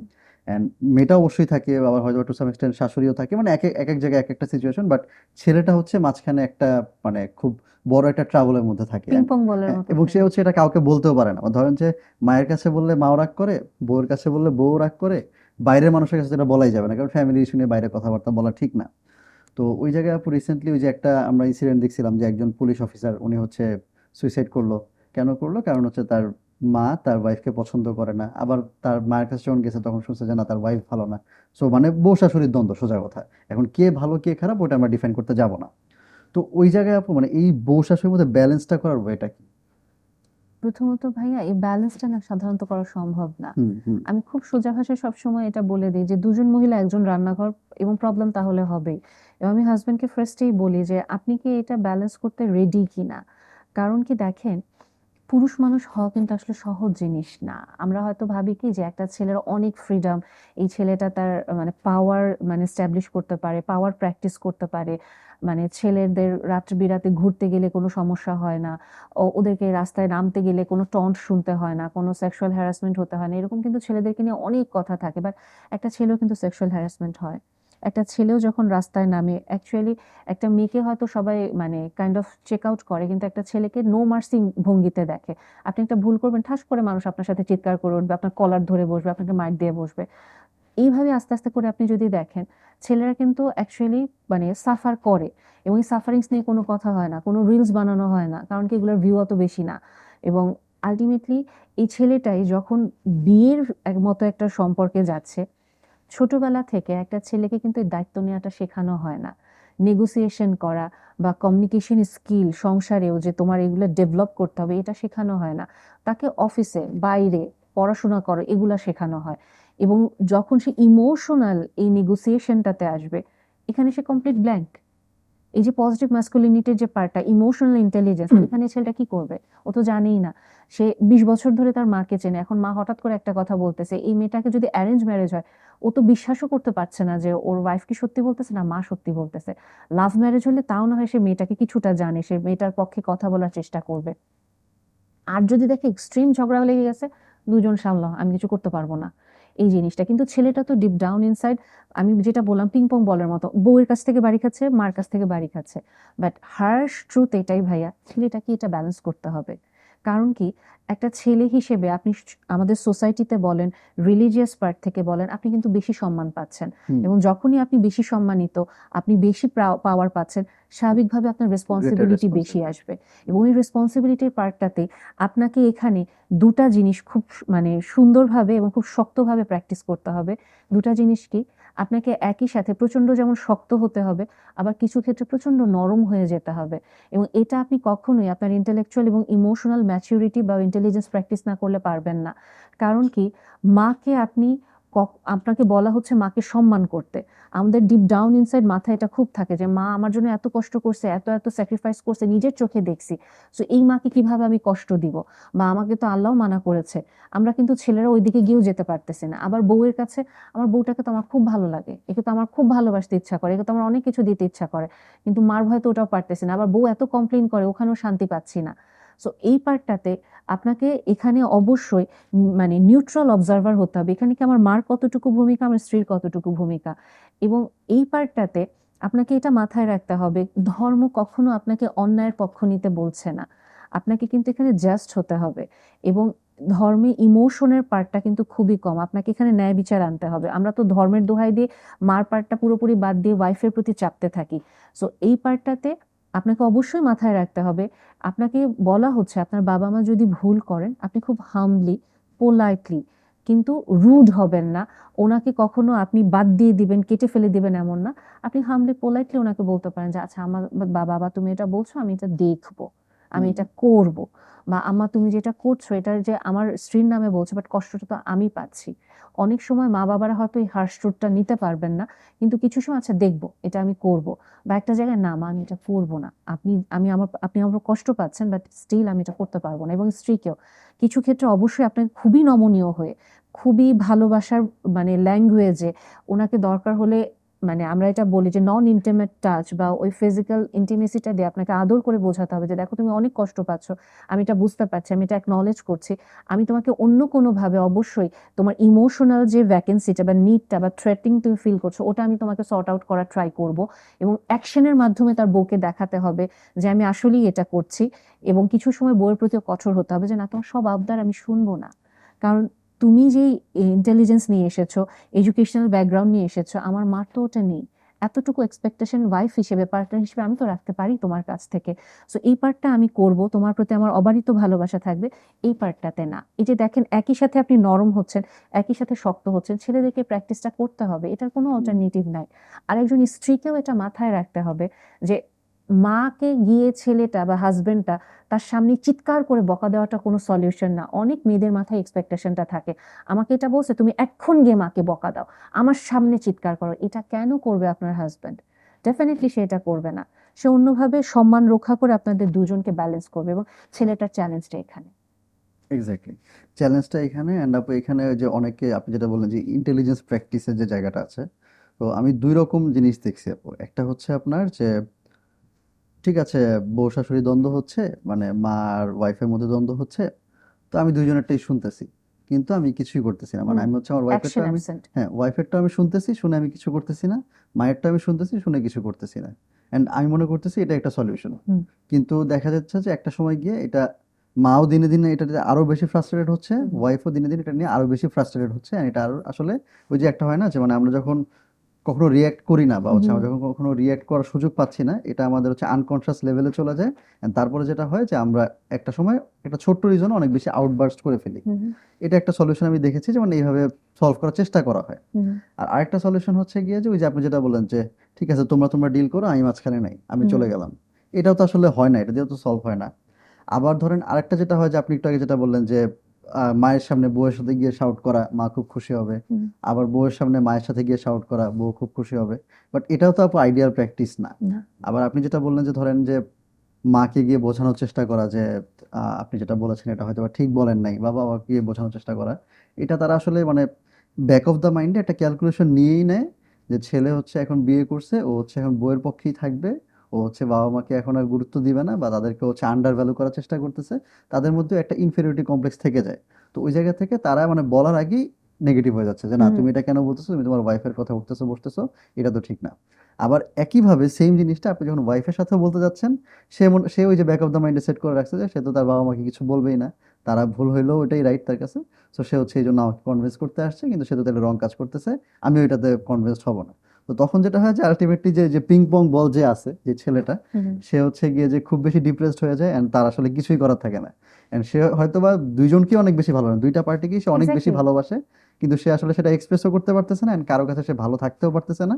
এটার ফলাফল কি আপু? ফলাফল হচ্ছে তার প্রফেশনাল লাইফ নষ্ট হচ্ছে, তার পার্সোনাল লাইফ নষ্ট হচ্ছে, ওভারঅল সে একটা মেন্টাল ট্রমার মধ্যে দিয়ে যাচ্ছে। এর জন্য কিন্তু ভাই আমি এটাও বলেছি যে কিছু ক্ষেত্রে আপনাকে কিন্তু একটু স্ট্রিক্ট হতে হবে। হুম হুম আপনাকে যেমন নরম হতে হবে, শক্তও হতে হবে। কারণ যখন আপনি দেখছেন যে আপনার মা বাবা ওই নেগেটিভ থটে আছে, আপনাকে কিন্তু তখন স্ট্রংলি জিনিসটা বলতে হবে যে দেখো, মানে তোমরা যেভাবে জিনিসটা জাজ করছো এটা কিন্তু এমন না, এবং আমার উইজডম বা আমার ইনসাইটের উপরে তোমাদেরকে অবশ্যই ট্রাস্ট রাখতে হবে। এই যে একটা কঠোর এবং স্ট্রিক্ট একটা বাউন্ডারি আপনি দিচ্ছেন যে আম্মু আব্বু এটা তোমাদেরকে করতে হবে, বা আপনার স্ত্রীকেও আপনি দিচ্ছেন তুমি এটা এভাবে চিন্তা করছো, বাট আমি এটা এভাবে চিন্তা করছি না। তুমি যদি এতটুকু মানে আমার ইনসাইট বা উইজডমের উপরে ট্রাস্ট রাখতে না পারো, দেন আসলে কিভাবে আমাদের সংসারটা আগাবে? তো একটা জায়গায় গিয়ে না দেখবেন কি আপনি যখন নরম আপনাকে পেয়ে বসবে, বাট ওরা যখন জানে যে আমার ছেলেটা বা আমার হাজবেন্ড এই জায়গাগুলোতে যখন সে স্ট্রিক্ট হয় তখন সে খুব স্ট্রিক্ট, এবং যখন সেটা নরম তখন সে নরম, তখন কিন্তু মানুষ আপনাকে ওই ব্যালেন্সটা নিয়ে চলবে। যখন আপনি শুধু নরম থাকবেন ভাইয়া, এটা একটা নাইস গাই সিনড্রোম, হুম যে আপনি আসলে দুই পার্টিকে খুশি করার চেষ্টা করতেছেন। বেসিক্যালি এখানে যে টার্গেটটা দুই পার্টিকে খুশি করা না। হুম আমি এটা সবসময় বলি, আপনি যেটা করতে চাইবেন, মূলত আপনি যদি ধর্মীয় ব্যক্তি হন, আপনি আল্লাহকে খুশি করার চেষ্টা করেন। আপনার নিয়ত আর কেউ না জানুক, আল্লাহ জানে। সো আপনার টার্গেট আল্লাহ, আমি তোমার জন্য আমার দায়িত্ব পালন করে যাচ্ছি, সো তুমি জিনিসটা দেখবা। এদেরকে খুশি না করতে পারলে সমস্যা নাই, আমি আমার 100% দিচ্ছি, বাট একই সাথে আমি এখানে আমার শক্ত পার্টটাও দেখাবো, নরম পার্টটাও দেখাবো। এবং তখন আপনি হঠাৎ করে দেখবেন কি আপনার ভেতরে ওই যে মানুষকে খুশি করা, বারবার ওরা কি মন খারাপ করতেছে, কেন আমি পারতেছি না, ওইটা হঠাৎ করে আপনার নাই হয়ে যাচ্ছে। কারণ কি আপনি জানেন আপনার ভেতরে কি, আপনি যে অনেস্টলি ট্রাই করছেন, এবং কখনো কখনো একটা পর্যায়ে গিয়ে দেখবেন যে আপনার মা বাবা এবং আপনার ওয়াইফও আস্তে আস্তে করে আপনার সাথে তখন মানে সিনক্রোনাইজ করতেছে যে না আসলে তো জিনিসটা এরকম। কারণ আপনি তখন শুধু আপনার নরম পার্টও দিচ্ছেন না, আবার খুব হার্শ পার্টও দিচ্ছেন না। ওরা তখন আলটিমেটলি বুঝে যাবে যে আচ্ছা তাহলে আমার বাউন্ডারি এতটুকু, এটার ভিতরে থাকবো, আমার বাউন্ডারি এটা এটার ভিতরে। বাট বাবা মা বয়স হয়ে গেলে একটা পর্যায়ে বাচ্চা হয়ে যায়, হুম হুম তাকে বোঝানোটা খুব টাফ হয়ে যায়। আসলে আমরা হয়তো থিওরিটিক্যালি এগুলো বলি, বাট যে যায় সে আসলে বোঝে। আপনার কথাতে অবশ্যই ঠিক যে ওই যে এই যে ম্যানেজমেন্টটা, এটা কতটা এনার্জি ড্রেইনিং, কতটা টায়ারিং, এবং সব সময় আসলে এটা মেনটেন করতে ইচ্ছা করে না। এ কারণে অনেক সময় একটা ছেলে হয়তো চায় তার স্ত্রী একটু বুঝুক, মা বাবা না হয় না বুঝছে। তো এটাই আমি বললাম যে মেয়েরা যখন ওই টক্সিক ফেমিনিজমের ভিতরে চলে যায়, এই আন্ডারস্ট্যান্ডিং, কম্প্রোমাইজিং মেন্টালিটি বা অ্যাডজাস্টিং একটা মেন্টালিটি এটা ওদের থাকে না। এবং একটা ছেলে যদি তখন মেয়েটাকে সিম্পলি অ্যাকনলেজমেন্টটা দেয়, অ্যাপ্রিসিয়েশন দেয়, তখনও কিন্তু অনেক ক্ষেত্রে আস্তে আস্তে করে মেয়েটা হয়তো শোনার জন্য রেডি হতে থাকে, ছেলেটাকে বোঝার জন্য। এটাও হয় ভাই। রাইট। তো আপু এটা তো আসলে মানে নেভার এন্ডিং ডিবেট, এটা আসলে হুম হুম চলতেই থাকবে and এটা আসলে সমাধান হয়তো বা ডিরেক্টলি সমাধান নেই, বাট ওই যে হুম ম্যানেজ করে চলাটাই আসলে মেন। সো আপু আপনি যেটা টক্সিক ফেমিনিজমের কথা বললেন, তো আমি কিছুদিন আগে চ্যাট জিপিটি কে সার্চ করতেছিলাম, তো চ্যাট জিপিটিতে আমি বলতেছিলাম যে একটা সমাজ ধ্বংস করার জন্য যদি তোমাকে বলা হয়েছে তাহলে তুমি কি করতা। তো ওই জায়গাতে ও হচ্ছে যে, বা হচ্ছে আমি এই টাইপের কিছু একটা বলছিলাম যে মানে হোম মেকিং কে খারাপ বোঝানোর জন্য বা এরকম কিছু একটা আমি কোয়েশ্চেন করছিলাম। তো তখন চ্যাট জিপিটি আমাকে বলছিল যে আমি প্রথমেই যেটা করব, আমি মেয়েদেরকে বলবো যে তোমাদের এই যে বাসায় তোমরা থাকতেছো হোম মেকিং করতেছো, এটা খুবই খারাপ কাজ, এটা খুবই নিন্দনীয় কাজ, and এটা দিয়ে তুমি তোমার ক্যারিয়ারে নিজেকে সাকসেসফুল বলতে পারবে না। তোমাকে সাকসেসফুল হিসেবে নিজেকে প্রুভ করার জন্য কি করতে হবে, তোমাকে বাইরে গিয়ে কাজ করতে হবে, তোমাকে জব করতে হবে, তোমাকে ফ্রিডম প্র্যাকটিস করতে হবে, পাওয়ার প্র্যাকটিস করতে হবে, তাইলে আলটিমেটলি তুমি সাকসেসফুল। আদারওয়াইজ তুমি কিন্তু পিছানো মানুষ, তুমি পিছিয়ে আছো and তুমি যারা সাকসেসফুল তাদের সাথে তুমি আসলে কমপ্লাই করতে পারতেছো না। তারপর আমি আরেকটা কি করব, আমি আরেকটা যেটা করব সেটা হচ্ছে যে মেয়েদেরকে আমি বাসায় থাকতে মানা করব। বাসায় থাকতে মানা করব কারণ হচ্ছে স্বাভাবিকভাবে একটা সমাজ বিল্ড করার জন্য মেয়েদেরকে বাসায় থাকা উচিত। বাসায় থাকা উচিত, বাসায় থেকে হচ্ছে তারা আহ, বাচ্চাদেরকে অনেক বেশি সময় দিয়ে বাচ্চাদেরকে আপব্রিঙ্গিং এ হেল্প করবে। স্বাভাবিকভাবেই সে হচ্ছে এখন যার সমস্যা আছে বা যার হচ্ছে যে আসলে এই লাক্সারিটা নাই, বা হচ্ছে যে আসলে জিনিসটাকে ম্যানেজ করতে পারতেছে, তার জন্য ব্যাপারটা আলাদা, সে হচ্ছে যে দুই জায়গাতে ঘরে বাইরে ম্যানেজ করে চলতেছে। বাট আমি তাদেরকে একদম মানে হোম মেকিং, রান্নাঘরে থাকা এই জিনিসগুলোকে একদম কমপ্লিটলি ডিসকারেজ করব। এটা হচ্ছে যে কেউ চ্যাট জিপিটিতে সার্চ করলে আশা করি পেয়ে যাবে জিনিসটা।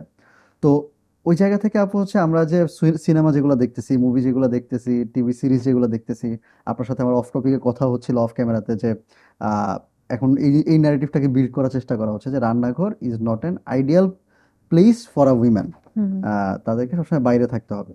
বাট আপু আবার হচ্ছে যে ইসলামেও কিন্তু অনেক জায়গায় কথাবার্তা বলা আছে যে মেয়েদেরকে আসলে ঘরে থাকার জন্য ওইভাবে করেই প্রিপেয়ার করা হয়েছে, কিন্তু কারো নিড থাকলে কেউ ম্যানেজ করতে পারলে সেটা ভিন্ন বিষয়, ওটা আলাদা।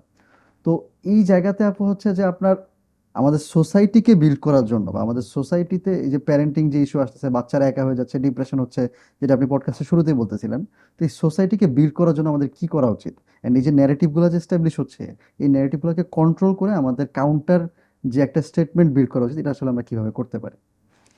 এখানে প্রশ্নটা আসলে অনেক সুন্দর একটা প্রশ্ন এবং বড় একটা প্রশ্ন। ফার্স্ট অফ অল ভাইয়া, আমাদেরকে না দুই পক্ষকে দায়িত্ব নেওয়া শিখতে হবে। কারণ কি এখন যদি মানে সিম্পলি আমরা মেয়েদেরকে বলি যে আপনি আজকে বের হবেন না বাসা থেকে, আপনি রেসপন্সিবিলিটি গুলো, বাইরের রেসপন্সিবিলিটি আপনার না, আপনি ঘরে থাকেন, মেয়েরার সাথে সাথে আঙুল তুলবে ছেলেদের দিকে হুম যে হুম আমার হাজবেন্ড তো দায়িত্ব নেয় না, হুম সো ও তো মানে রেসপন্সিবল পারসন না। এবং কাইন্ড অফ আমার তো আসলে দুইটা বাচ্চা না, আমার তো তিনটা বাচ্চা পালতে হয়। হুম এবং আপনি দেখবেন যে খুব মানে ছেলেরা ওরা কিন্তু খুব প্রাউডলি বলে যে আমার বউ তো আমার বাচ্চার সাথে আমাকেও মানে কাইন্ড হুম অফ হুম হুম মানে নার্চার করে, মানে বাচ্চাদের হুম মতো হুম করে পালে। হুম এবং কাইন্ড অফ একটা কিডাল্ট তৈরি হচ্ছে এখন, এবং ছেলেদেরকে আদর দিয়ে দিয়ে মানে কিডের মতো করে বড় করতেছে। সো তখন মেয়েরা কিন্তু আঙুলটা তোলে যে আমার হাজবেন্ড যদি প্যান্ট না পরে তাহলে কি মানে আমি কি করব? প্যান্ট তো একজনকে পরতে হবে, আমি শাড়ি কেন পরে থাকবো? আমি তো শাড়ি পরে কোদাল দিয়ে মাটিটা ছাঁচতে পারবো না, আমার তো প্যান্ট পরতে হবে। আবার ছেলেরা বলবে যে আমি কেন কষ্ট করবো? আমার ওয়াইফই তো বাইরে সব করতেছে। আমি যদি চাকরিও করি তাও আমার মানে বাসায় এসে আমি তো কিছু গুছানো পাই না। আমার ওয়াইফও কাজ করতেছে। আমার ওয়াইফও মানে সবকিছু দাপটের সাথে করে বেড়াচ্ছে। আমি আবার যদি আমার কোনো মতামত নিতে চাই, আমার ওয়াইফ আমাকে সম্মান করে না। আমার ওয়াইফ মানে আঙুলে তুড়ি দিয়ে আমাকে উড়ায় দেয় যে, "আমিও টাকা কামাই, তোমার কথা আমি কেন শুনবো?" আমার ওয়াইফ আমাকে মানে ধরা গোনার মধ্যেই রাখে না। সো আমি ওর প্রতি কেন দায়িত্ব পালন করব? আর যে আমাকে রেসপেক্ট করে না, যে আমার ন্যূনতম অ্যাক্ট অফ সার্ভিস গুলো ফুলফিল করে না, ওর জন্য আমি এত দৌড়াবো কেন? সো দুই পক্ষই কিন্তু দুই পক্ষকে দোষারোপ করবে। এজন্য আমি শুরুতেই ওটা বললাম যে আপনি যখন একটা সমাজ তৈরি করতে চাবেন, আপনাকে রেসপন্সিবিলিটির প্র্যাকটিসটা অনেক বেশি দরকার। এবং আরো যেটা দরকার ভাইয়া, আমাদেরকে আস্তে, আস্তে না ঘরে ফিরতে হবে স্বামী এবং স্ত্রী উভয়কেই। আমরা যেটা হচ্ছে, এটা হয়তো আপনি বলছেন যে ঘর মানে ঘর নিয়ে, কিন্তু আমি একেবারে আউট অফ দ্য কনটেক্সট বা মানে বাইরের একটা শব্দ উচ্চারণ করি। নগ্নতা, অশ্লীলতার একটা প্রচার, এটা আমাদেরকে আস্তে, আস্তে বাইরে টেনে নিয়ে যাচ্ছে আপনি যদি খেয়াল করে দেখেন। একটা মেয়ে যখন আসলেই ঘর কন্যা করছে, সে ঘরটাকে সুন্দর সাজাচ্ছে, বাসা বানাচ্ছে, নিজের মতো করে। হঠাৎ করে সে দেখলো তার বিয়ের যখন ২০-২৫ বছর, তার স্বামী একটা এক্সট্রা ম্যারিটাল অ্যাফেয়ার এ চলে গেছে। হুম। এবং এই জিনিসগুলো আসলে কেন হচ্ছে? আমি দেখেন আমি বললাম অশালীনতা, নগ্নতা এগুলার প্রচার থেকে হচ্ছে। কারণ আমাদের ভেতরে যে একটা সেন্স অফ রেসপন্সিবিলিটি, অ্যাকাউন্টেবিলিটি এটা আমাদের নেই। অনবরত আমরা এই ছোট্ট, ছোট্ট করে বিভিন্ন রকম সফট পর্ন কনজিউম করতে থাকি। ওখান থেকে আমাদের চোখ, আমাদের কন্ট্রোল আমরা হারায় ফেলতেছি। বাইরে গেলে কি হবে? সো মেয়েটা আপনার উপরে ডিপেন্ড করে আছে এবং আপনি একজন পুরুষ মানুষ হিসেবে ওনাকে ব্যর্থ প্রমাণ করলেন। সো সে কি করবে? সে তার সন্তান, তার যদি ২ টা মেয়ে থাকে সে সবাইকে কিন্তু স্বাবলম্বী করবে। বাসায় থাকবা না, বের হও তুমি। হুম। তোমার নিজের টাকা থাকতে হবে, তোমার সেভিংস থাকতে হবে, তোমার পায়ের নিচে মাটি শক্ত হইতে হবে। তুমি কোনো পুরুষের উপরে ডিপেন্ড করবা না। কোনো ছেলে জানি তোমাকে কোনো দিন কষ্ট না দিতে পারে। সো খেয়াল করেন, এই যে বাসা থেকে বের হচ্ছে, কেন হচ্ছে আসলে? একটা ছেলে দায়িত্ব পালন করছে না। এই পরকীয়া বাদ দিলাম। আমার হাসব্যান্ড হয়তো নেশায় আসক্ত হয়ে গেল। সে বাসার কোনো কাজই করে না। সে শুধু তার নিজের পরিবারের সদস্যদের কথা শুনতে থাকে। বাসার কোনো দায়িত্ব পালন করে না। একটা টাকা দিতে চায় না। যা ইনকাম করছে সে সব মানে উড়িয়ে খরচ করে ফেলল। মাটা কি করবে? মেয়েটাকে তো আবার ওটাই বলবে যে, "দেখো একজন পুরুষ মানুষ দায়িত্ব পালন করে না। তোমাকে এটা করতে হবে, তোমাকে এটা জানতে হবে, তোমাকে বাসা থেকে বের হতে হবে।" সো আস্তে, আস্তে করে জিনিসগুলো কি হচ্ছে ভাইয়া? ওই যে পুরুষদের দিকে যাচ্ছে এবং এই যে অশালীনতা, নগ্নতার যে প্রচারটা হচ্ছে, ওটাও আস্তে, আস্তে করে আমাদের সংসারগুলাকে খুব সুন্দর করে ভাঙা শুরু করছে এবং তখন আবার মেয়েরাও বের হচ্ছে এবং ওরাও আস্তে, আস্তে ওই লাইফটাতেই অভ্যস্ত হচ্ছে এবং টাকা কামানো, খেয়াল করেন মেয়েরা কেন বাইরে যাচ্ছে? টাকা কামাতে হবে, তাকে ফ্রিডম নিতে হবে। এখন টাকা কামানো মেয়েদের জন্য সহজ উপায় কোনটা? খুব স্বাভাবিক, একটা মোবাইল আছে। আপনি জাস্ট Instagram-এই যান, আমি দূরে কোথাও যাব না। অসম্ভব সফট পর্ন দিয়ে ভরা। My body, my choice, my freedom এটা বলে মানে সবাই ওই কাজগুলো করছে। সো আপনি ইজি মানি মেকিং একটা পদ্ধতি পেয়ে যাচ্ছেন। আপনার তাহলে বাসায় থাকার কি দরকার? সো বাসা তো এই কারণেই ভাঙছে আস্তে, আস্তে করে। সো সবার আগে আপনি যদি আসলেই যেটা ২ পক্ষ যখন দায়িত্ব পালন করবে, এটার পাশাপাশি আপনাকে নগ্নতা বা অশালীনতার প্রচারটাকে আটকাতে হবে। টাকা তৈরির যে এত সহজ পদ্ধতি এগুলো বন্ধ করতে হবে। এগুলো বন্ধ করা সম্ভব না। তাহলে আল্টিমেটলি আপনি কি করবেন? তাহলে আল্টিমেটলি যেটা আপনাকে আবার ফিরতে হবে, খুব পচা শোনা গেলেও, এই যে আজকাল সেলফ হেল্প বইগুলা যে আসে নতুন, নতুন বের হয়। আমি যদি আপনাকে বলি এখন থেকে ১০০০ বছর আগে ইবনুল মাওয়ার্দি উনি ইরাকেরই একজন মানে আমরা যদি বর্তমান মানে ডেজিগনেশন এ ব্যবহার করি, উনি একজন জজ ছিলেন। তো উনি বিচার কার্য করতেন। উনি একটা বই লিখে গিয়েছিলেন। ওই বইটাকে এখন আবার ইংলিশে অনুবাদ করা হচ্ছে। সো ওই বইটা যখন এনালাইসিস করা হলো খুব ইন্টারেস্টিং ওয়েতে, এই যে সংসার কিভাবে করতে হবে, কিভাবে সমাজটাকে বাঁচাবেন, কিভাবে আপনি হ্যাপি থাকবেন, প্রত্যেকটা জিনিস যেটা বর্তমানে সবাই সেলফ হেল্প হিসেবে লিখছে, হ্যাপি হওয়ার তরিকা বলছে। ১০০০ বছর আগে এটা একজন মুসলিম মানুষ এটা লিখে গিয়েছেন। সো কেন বলছিলাম একটু আগে যে আপনার শুনতে পচা লাগলেও আপনাকে ওখানে যেতে হবে। আপনাকে একটা ফিলোসফিতে আসতে হবে এবং একটা স্ট্রিক্ট ফিলোসফি, একটা মোরাল কম্পাস থাকতে হবে এবং এটা ধর্মবাদে অন্য কোনো কিছু ফিক্স না। এজন্যই বললাম আমরা তো আসলে ধর্মটাকে এখন খুব ব্যাকডেটেড ভাবি, খুব কন্ট্রোলিং ভাবি, পচা লাগে কানে শুনতে। বাট এটাই সত্যি কথা ভাইয়া। এটাই সত্যি যে আপনাকে একটা ফিক্সড মোরাল কম্পাস বা ভ্যালু সিস্টেমে আসতে হবে। সোশিওলজি বলেন বা আমাদের সমাজের যে পরিবর্তনগুলো, এটা কিন্তু খুবই মানে পরিবর্তন হচ্ছেই। কালকে যেটা আপনি ইংলিশ সিনেমাগুলা খেয়াল করে দেখেন। আপনি 1980s এর সিনেমাগুলা দেখেন। কোন সিনেমাতে তারা কিন্তু এখন যতটা এক্সপোজড একটা ফিচার দেখায়, হাসব্যান্ড ওয়াইফ ২ জনের একটা মানে নাইট টাইম ওই দেখাচ্ছে, ওখানেও সুন্দর ফুল ড্রেস আপ করা, সুন্দর ফোনে কথা বলছে বা দুজন মুখোমুখি সুন্দর হয়ে কথা বলছে। সেই ভিডিওতে আপনি এখন আসলে কি দেখতে পাচ্ছেন? সেই 1980s আর এখন আপনি 2025 এ আপনি কিন্তু ওটা দেখতে পাবেন না। আমি কিন্তু বাংলাদেশের সিনেমা বলছি না, আমি হলিউড বলছি। হুম, হুম, হুম। বলিউডও বলিনি। সো ওইখানেই দেখেন তার মানে অনবরত পরিবর্তন হচ্ছে। মোরাল কম্পাস চেঞ্জ হয়ে যাচ্ছে। কিন্তু ধর্ম আপনাকে সেইম কথা বলছে। তুমি তোমার স্ত্রীকে ভালোবাসো, তোমার স্বামীকে সম্মান করো, তোমার সন্তানকে নার্চার করো, তোমার ফ্যামিলি মেম্বারকে ভালোবাসো, মানুষের সাথে সম্পর্কগুলো বজায় রাখো, কাট করে ফেলো না, অশালীনতা থেকে তুমি দূরে থাকো। এই জিনিসগুলো বলছে এবং ছেলেটাকে স্পেসিফিক বলছে তুমি এই দায়িত্বগুলো পালন করো, পুরুষ হিসেবে এটা তোমার দায়িত্ব। একটা মেয়েকে বলছে তুমি এই দায়িত্বগুলো পালন করো। এবং দিন শেষে আমরা যতই মেয়েরা ঘরের বাইরে যাচ্ছি, ছেলেরা আবার ঘরে ফেরার চেষ্টা করছি, বা ছেলেরা যাই করছে দায়িত্ব পালনের যেটাই চেষ্টা করি, আমরা কেউ হ্যাপি না। কারণ কি আমার মেয়ে হিসেবে আমার মেয়েদের যে ফিতরত, আমি আসলে ওই যে আমার পার্টনারের উপর আমি ডিপেন্ড করতে চাই, তার শোল্ডারটা আমি পেতে চাই, আমি সেফ একটা বাসা পেতে চাই যেখানে আমাকে এত রেসপন্সিবিলিটি নিতে হচ্ছে না। আমি তো ওইটা ক্রেভ করি দিন শেষে। আমি যখন এই যে 1 কোটি টাকা চাকরি করি, আমি যখন দিনের পর দিন এত মিটিং, এত হাই প্রোফাইল চাকরি করে বাসায় ফিরতেছি, আমি তো এক্সস্টেড। আমার কোনো শোল্ডার নাই আমার যেখানে আমি মাথাটা রাখবো, কোনো কান নাই যাকে আমি কথাগুলা বলবো। আমি দৌড়াই যাচ্ছি, আমার বাচ্চাদের সাথে আমার কানেকশন নাই, আমাকে কেউ বলে না তুমি একজন ভালো স্ত্রী, তুমি একজন ভালো মা। এগুলো যখন কেউ বলছে না, তখন আসলে কি হচ্ছে, একটা মেয়ের ভেতর অসম্ভব এমপ্টিনেস কাজ করে। মেয়েটা কাঙাল এগুলো শোনার জন্য। মেয়েরা যতই বলুক, 50s-এ গিয়ে, 60s-এ গিয়ে, 40s-এ গিয়ে একটা পর্যায়ে গিয়ে মেয়েরা এটা ক্রেভ করে। এবং সেম ওয়েতে একটা পুরুষ মানুষও তার পুরুষত্ব বোধটা, পজিটিভ ম্যাসকুলিনিটি সে যখন প্র্যাকটিস করতে পারে না, সেও জিনিসটাকে মিস করে। সো আলটিমেটলি আমাদেরকে ধর্ম যে জিনিসগুলো বলেছে, যে রোলগুলো, ওগুলোতে ফেরা ব্যতীত আমাদের হাতে কোনো সমাধান নেই নিজেদেরকে বাঁচানোর। যতই আমরা নতুন নতুন তত্ত্ব ফিলোসফি যাই আনি না কেন। সোশ্যাল মিডিয়াতে আরেকটা ভাইরাল পোস্ট আমি দেখতেছিলাম যে 2 বাচ্চার মায়ের সাথে এক্সট্রা ম্যারিটাল অ্যাফেয়ার করা যায়, কিন্তু 2 বাচ্চার মা যখন হচ্ছে যে কেউ বলতেছে যে 2 বাচ্চার মা সে হচ্ছে উইডাউড, তার হচ্ছে হাজবেন্ড নাই, সে বিয়ে করতে চাচ্ছে, তো সেই ক্ষেত্রে হচ্ছে তার হাজবেন্ড ফাইন্ড আউট করা বা তার পার্টনার ফাইন্ড আউট করাটা খুবই ডিফিকাল্ট হয়ে যায়। সো আবার হচ্ছে গিয়ে আপনার ধরেন আরেকটা মিম চলে সোশ্যাল মিডিয়াতে খুব বেশি, যে ওয়াইফ হচ্ছে খুবই কনজারভেটিভ, সে হচ্ছে বাচ্চা কাচ্চা সামলাচ্ছে, আর ওদিক থেকে হাজবেন্ড তাদের সামনে বসে বসে ফোনে হচ্ছে নুডিটি প্র্যাকটিস করতেছে, ওগুলা দেখতেছে। তো ওইখান থেকে এক্সট্রা ম্যারিটাল অ্যাফেয়ারের একটা ভাইব আমরা দেখি। আবার হচ্ছে রিসেন্টলি একটা খুব পপুলার একটা নিউজ অনেক ভাইরাল হলো সোশ্যাল মিডিয়াতে, সেটা হচ্ছে যে প্রথমে আমরা শুনতেছিলাম যে ওয়াইফ তার হাজবেন্ডকে কিডনি দিছে, কিন্তু তার হাজবেন্ড হচ্ছে সুস্থ হওয়ার পরে এক্সট্রা ম্যারিটাল অ্যাফেয়ার করতেছে। And এটা দিয়ে মানুষ খুব পোস্ট করছে যে হ্যাঁ, কিডনি দিয়েও ছেলেদেরকে আটকানো যায় না, ছেলেরা তাহলে কিসে আটকায়। মাঝখানে তো এই কথাটা অনেক ভাইরাল হয়েছিল না, যে হুম হুম পুরুষ হুম কিসে আটকায়। হুম হুম সো এখন তো কিডনি দিয়েও আটকানো যাচ্ছে না, হুম। মানে কি করা যাবে তাইলে আর। তারপরে আবার 2 দিন পরে আমরা শুনলাম যে না, আসলে জিনিসটা উল্টা, যে যিনি কিডনিটা দিচ্ছেন বেসিক্যালি ওয়াইফ, উনি এক্সট্রা ম্যারিটাল অ্যাফেয়ারে আছেন, পাশাপাশি হচ্ছে উনি কিডনি দেওয়ার জন্য একটা মোটা অঙ্কের টাকা সম্পদ অনেক কিছুই নিছেন উনি।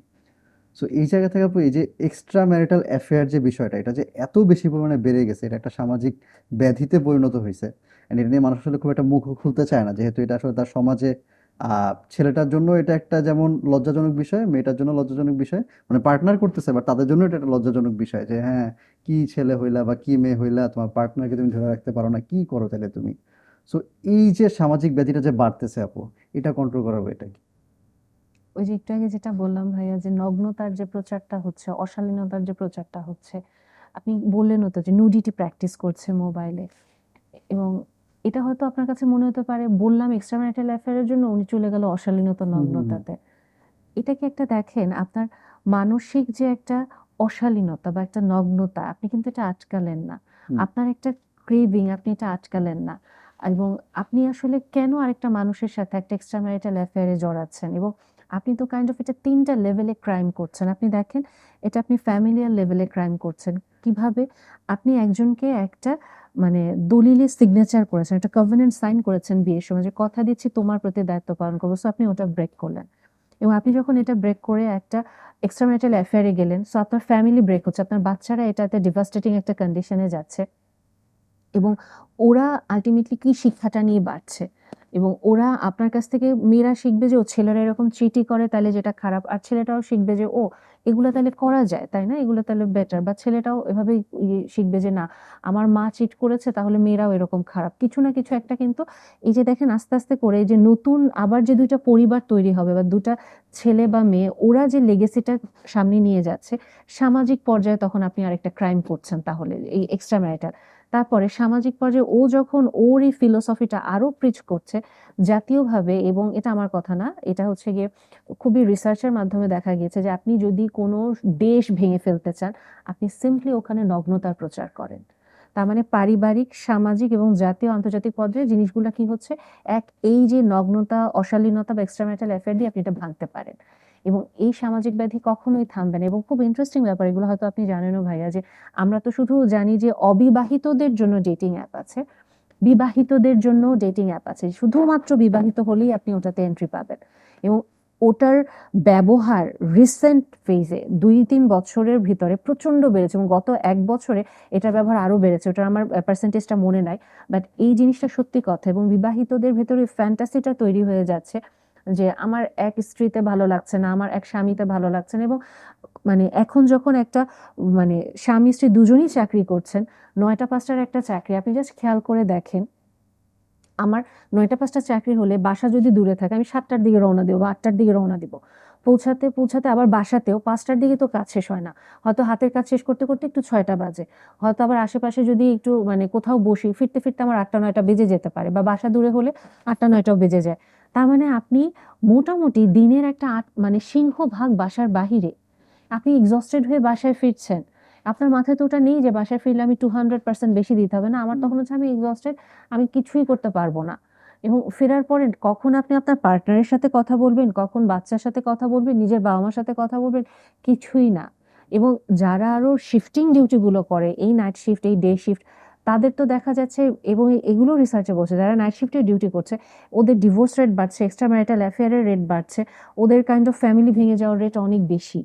সো এই যে আমাদের ওয়ার্ক লাইফ ইমব্যালেন্স বলেন, নগ্নতার প্রচার বলেন, এই প্রত্যেকটা কিন্তু আমাদেরকে আসলে এক্সট্রা ম্যারিটাল অ্যাফেয়ারের দিকে নিচ্ছে, আমাদের ফ্যামিলিটাকে ধ্বংস করে দিচ্ছে। এবং আলটিমেটলি আপনি দেখেন ওয়ার্ক লাইফ ইমব্যালেন্সেও আপনি যখন একটা এক্সট্রা ম্যারিটাল অ্যাফেয়ারে যাচ্ছেন, ওখানেও বলছে যে আপনি আপনার অফিস কলিগের সাথে আপনার অ্যাফেয়ার বা আপনার পুরনো ফ্রেন্ডের সাথে অ্যাফেয়ার কেন হচ্ছে? আপনি হয়তো একটা পিকনিকে যাচ্ছেন, আপনি একটা ট্রিপে যাচ্ছেন, আপনি যে অ্যাকনলেজমেন্ট, যে অ্যাপ্রিসিয়েশন আপনার পার্টনারের কাছ থেকে চাইছেন, ওরা তো ওটা দিতে পারছে না। আস্তে, আস্তে করে আপনি সোশ্যাল মিডিয়া বা এগুলার দিয়ে আপনি এক্সপোজ হয়ে, হয়ে ফ্রেন্ডশিপ একটু করাই যায়। ফ্রেন্ডস উইথ বেনিফিট একটু হওয়াই যায়। একটু ওয়ান নাইট স্ট্যান্ড করাই যায়। একটু চিট করলে পিছনে কিছু হয় না। এই যে জিনিসগুলো মাথার ভেতরে ঢুকছে, আপনার তো এক্সট্রা ম্যারিটাল অ্যাফেয়ার করার জন্য যে আপনার একটা মোরাল ব্যারিয়ার ছিল, ওটা তো একেবারে শেষ। তো যেটা আমি বললাম যে সবাই রণবীর কাপুরের ভালোবাসাটা ফ্যান্টাসাইজ করলো, কিন্তু মেয়েটা যে চিট করলো এটা তো কেউ দেখলো না। এটা কোনো হাইলাইটই করা হলো না। হুম। এবং এটা অ্যাবসলিউটলি ওকে। এরকম করে আপনি বিভিন্ন সিনেমা যদি আপনি অ্যানালাইসিস করেন, আপনি দেখবেন খুব ইন্টারেস্টিং ওয়েতে কিছু নির্বোধ বলা হয় বা খুবই ভালো মানুষ টাইপের মানুষ থাকে, যারা কিনা এক্সট্রা ম্যারিটাল অ্যাফেয়ার গুলো তাদের হাজবেন্ড ওয়াইফ করলে তারা মেনে নিচ্ছে, আচ্ছা ইটস ওকে, তোমরা করো, সমস্যা নেই, আমি তোমাদের জন্য ছেড়ে চলে যাচ্ছি। বাট এটা আপনি জাস্ট চিন্তা করেন, একটা মহিলা যিনি একজন হোম মেকার, উনি ওনার জীবনের ২০, ২৫, ৩০ বছর, মানে ৪০ বছর দিয়ে দিল। তার হাজবেন্ডের বয়স যখন ৪৫ বা ৫০, তার হাজবেন্ড পুরো দমে সফল, এবং হঠাৎ করে সে দেখলো তার হাজবেন্ডের পাশে ২০ বছর বয়সে একটা মেয়ে চলে আসলো। সে তাকে বিয়ে করতে চায়। এই ট্রেন্ডটা কিন্তু এখন খুব আসছে। আপনি খুব, খেয়াল করেছেন খুবই কিনা আমি বেশি। জানি না ভাই। ৪০ বছর বয়স, ৫০ বছর বয়সের মেয়ে, ছেলে, পাশাপাশি হচ্ছে মেয়ে হয়তো ১৮ বছর, ২০ বছর বয়সের মেয়ে। কেউ, কেউ বিয়ে করে, আবার কেউ, কেউ হয়তো বিয়েও করছে না, প্রয়োজনও নেই। এবং এগুলা দেদারসে চলে যাচ্ছে, কোনো সমস্যা নেই। এবং এই যে তখন এই জিনিসগুলা দেখে, একটা মেয়ে আবার ওই যে ট্রাস্টটা হারায়, টক্সিক ফেমিনিজম বিল্ড করে। আবার সেও তো একা থাকতে পারতেছে না, তার হাজবেন্ড তো তাকে ছেড়ে চলে গেল। তাহলে সে কি করবে? একটা মেয়ে তো পারে না একা থাকতে। ইমোশনাল প্রাণী তারা। 50s-এ, 40s-এ, 60s-এ গিয়ে তার খুব খারাপ লাগে। তখন কি করে? আল্টিমেটলি সে তার হাজবেন্ড তাকে চিট করেছিল দেখে সে কিন্তু ডিভোর্স দিল। ইন্টারেস্টিং ব্যাপার, একাকিত্বর ওই যন্ত্রণাটা সে নিতে না পেরে, আমি বলছি না এটা সবাই করে, কিন্তু সে আবার ওই সেম ট্র্যাপে চলে যায়। সেও আসলে অন্য একজন পুরুষ মানুষের সাথে একটা সম্পর্কে জড়াচ্ছে, যেই হাজবেন্ডটা আবার তার সাথে এক্সট্রা ম্যারিটাল অ্যাফেয়ারে আছে। হুম। বোঝা যাচ্ছে মানে কিরকম একটা চেইনের মতো করে আসতেছে। এবং আলটিমেটলি আমরা যে বলি যে ডিভোর্স দিয়ে দাও, একা থাকো, তাহলে প্যারা কম, এই এই ফিলোসফিতে কেউ ভালো নাই, এবং এই ফিলোসফি আলটিমেটলি এক্সট্রাম্যারিটাল অ্যাফেয়ারই প্রিচ করে, sugar daddy sugar mommy preach করে, এগুলোর বাইরে কিছু প্রিচ করে না। আচ্ছা, সো আপু এখন কারেন্টলি কিন্তু এই যে আপনার এক্সট্রা ম্যারিটাল অ্যাফেয়ার বলি, তারপর রিলেশনশিপ ইস্যুস বলি, পার্টনার ফাইন্ডিং বলি, মানে যতগুলা জিনিস নিয়ে আজকে আমরা কথা বললাম, এই সবগুলোর ইম্প্যাক্ট কিন্তু ওই একটা জায়গাতে গিয়ে একীভূত হয়। সেটা হচ্ছে কোথায়? যে আপনার মেন্টাল হেলথ। মেন্টাল হেলথ, আপনি একজন মেন্টাল হেলথ প্র্যাকটিশনার। সো ওই জায়গা থেকে আপু আমাদের সমাজে এখন ডিপ্রেশন অনেক বেশি, অ্যাংজাইটি অনেক বেশি। এই যে রিসেন্টলি একটা ইন্ডিয়ার একটা নিউজ দেখলাম যে একটা মেয়ে হচ্ছে স্কুলে ক্লাস করে ক্লাস শেষে সে হচ্ছে যে ছাদ থেকে লাফ দিছে, হুম হুম। এরকম একটা নিউজ দেখলাম। তো এখন এই যে অ্যাংজাইটি বাড়তেছে, আমাদের মধ্যে ডিপ্রেশন বাড়তেছে, এটার মধ্যে যেমন হচ্ছে যে আপনার র্যান্ডম রিলেশনশিপ ইস্যুসগুলো আছে, ওইগুলোর কারণে হচ্ছে এটা বাড়তেছে। তারপর হচ্ছে টক্সিক প্যারেন্টিং, এটা একটা ইস্যু আছে, এটার কারণে এই ইস্যুগুলো বাড়তেছে। এরকম ইস্যু আমরা দেখছি রিসেন্টলি, মানে আপনি একটা ওই যে এইচএসসি পরীক্ষার রেজাল্ট নিয়ে একটা ইভেন্ট করে হুম। আসছেন। তো ওইখানে হচ্ছে দেখা যায় কি যে বাচ্চারা যখন ভালো রেজাল্ট করতে পারতেছে না, তারা হচ্ছে যে আত্মহননের পথটা বেছে নিচ্ছে। তো এখন কিন্তু অনেক এক্সট্রিম যে ইমোশনাল যে এক্সপ্রেশনগুলো, এগুলো খুব এক্সট্রিম হচ্ছে।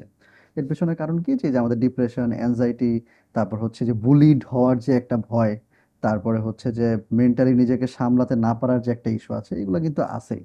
তো এই জায়গা থেকে আপু আমাদের এই যে অ্যাংজাইটি বলি, ডিপ্রেশন বলি, তো এটাকে আমরা আসলে কন্ট্রোল করতে পারি কিভাবে? কোনো ওয়ে কি আছে যে মানে আমি এই প্র্যাকটিসটা করলে হয়তোবা আমি এই প্রবলেমগুলো থেকে একটু নিজেকে বাঁচিয়ে রাখতে পারবো?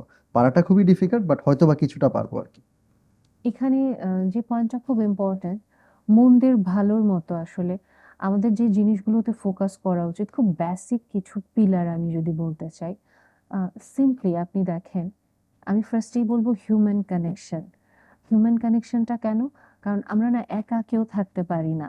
সো হিউম্যান কানেকশন মিন্স আপনার রিলেশনশিপ, সেটা আপনার বাবা মার সাথে, সেটা আপনার ভাই বোন, আপনার ফ্রেন্ড সার্কেল, এদের সাথে। আপনার বাবা মা যদি টক্সিক হয়, হয়তো আপনি একটা ভালো ফ্রেন্ড সার্কেল পাচ্ছেন। আপনার ফ্রেন্ড সার্কেল টক্সিক, হয়তো আপনার একটা কাজিন গ্রুপ বা ভাই বোনের সাথে আপনার একটা সম্পর্ক ভালো হচ্ছে। কোনো না কোনো একটা জায়গায় আপনি একটা হেলদি হিউম্যান রিলেশনশিপ আপনাকে তৈরি করা। আমার লাইফে অনেক মানুষের প্রয়োজন নেই, সর্বোচ্চ ২-৩ জন থাকলেই এনাফ, মোর দেন এনাফ। সো ওটা যেন আমার একটা সলিড একটা রিলেশনশিপ থাকে। এবং অনেকেই কিন্তু আমরা রিলেশনশিপ বিল্ড করতে পারি না, সোশ্যাল এংজাইটি কাজ করে, আমরা ভাবি আমরা ইন্ট্রোভার্ট। যতক্ষণ পর্যন্ত এই রিলেশনশিপের পার্টটা আমি চিন্তা করবো আমি আমার নিজের তাগিদে তৈরি করব, আমি আজকে সম্পর্ক তৈরি করতে পারবো না। বাট দ্য মোমেন্ট আমি এভাবে চিন্তা করব, ওই মানুষটাও তো খুব একা, ওরও তো কষ্ট হয়, আমি ওর লোনলিনেসটা দূর করতে পারি, আমি হয়তো ওকে আমার শোল্ডারটা দিই, আমার কানটা দিই।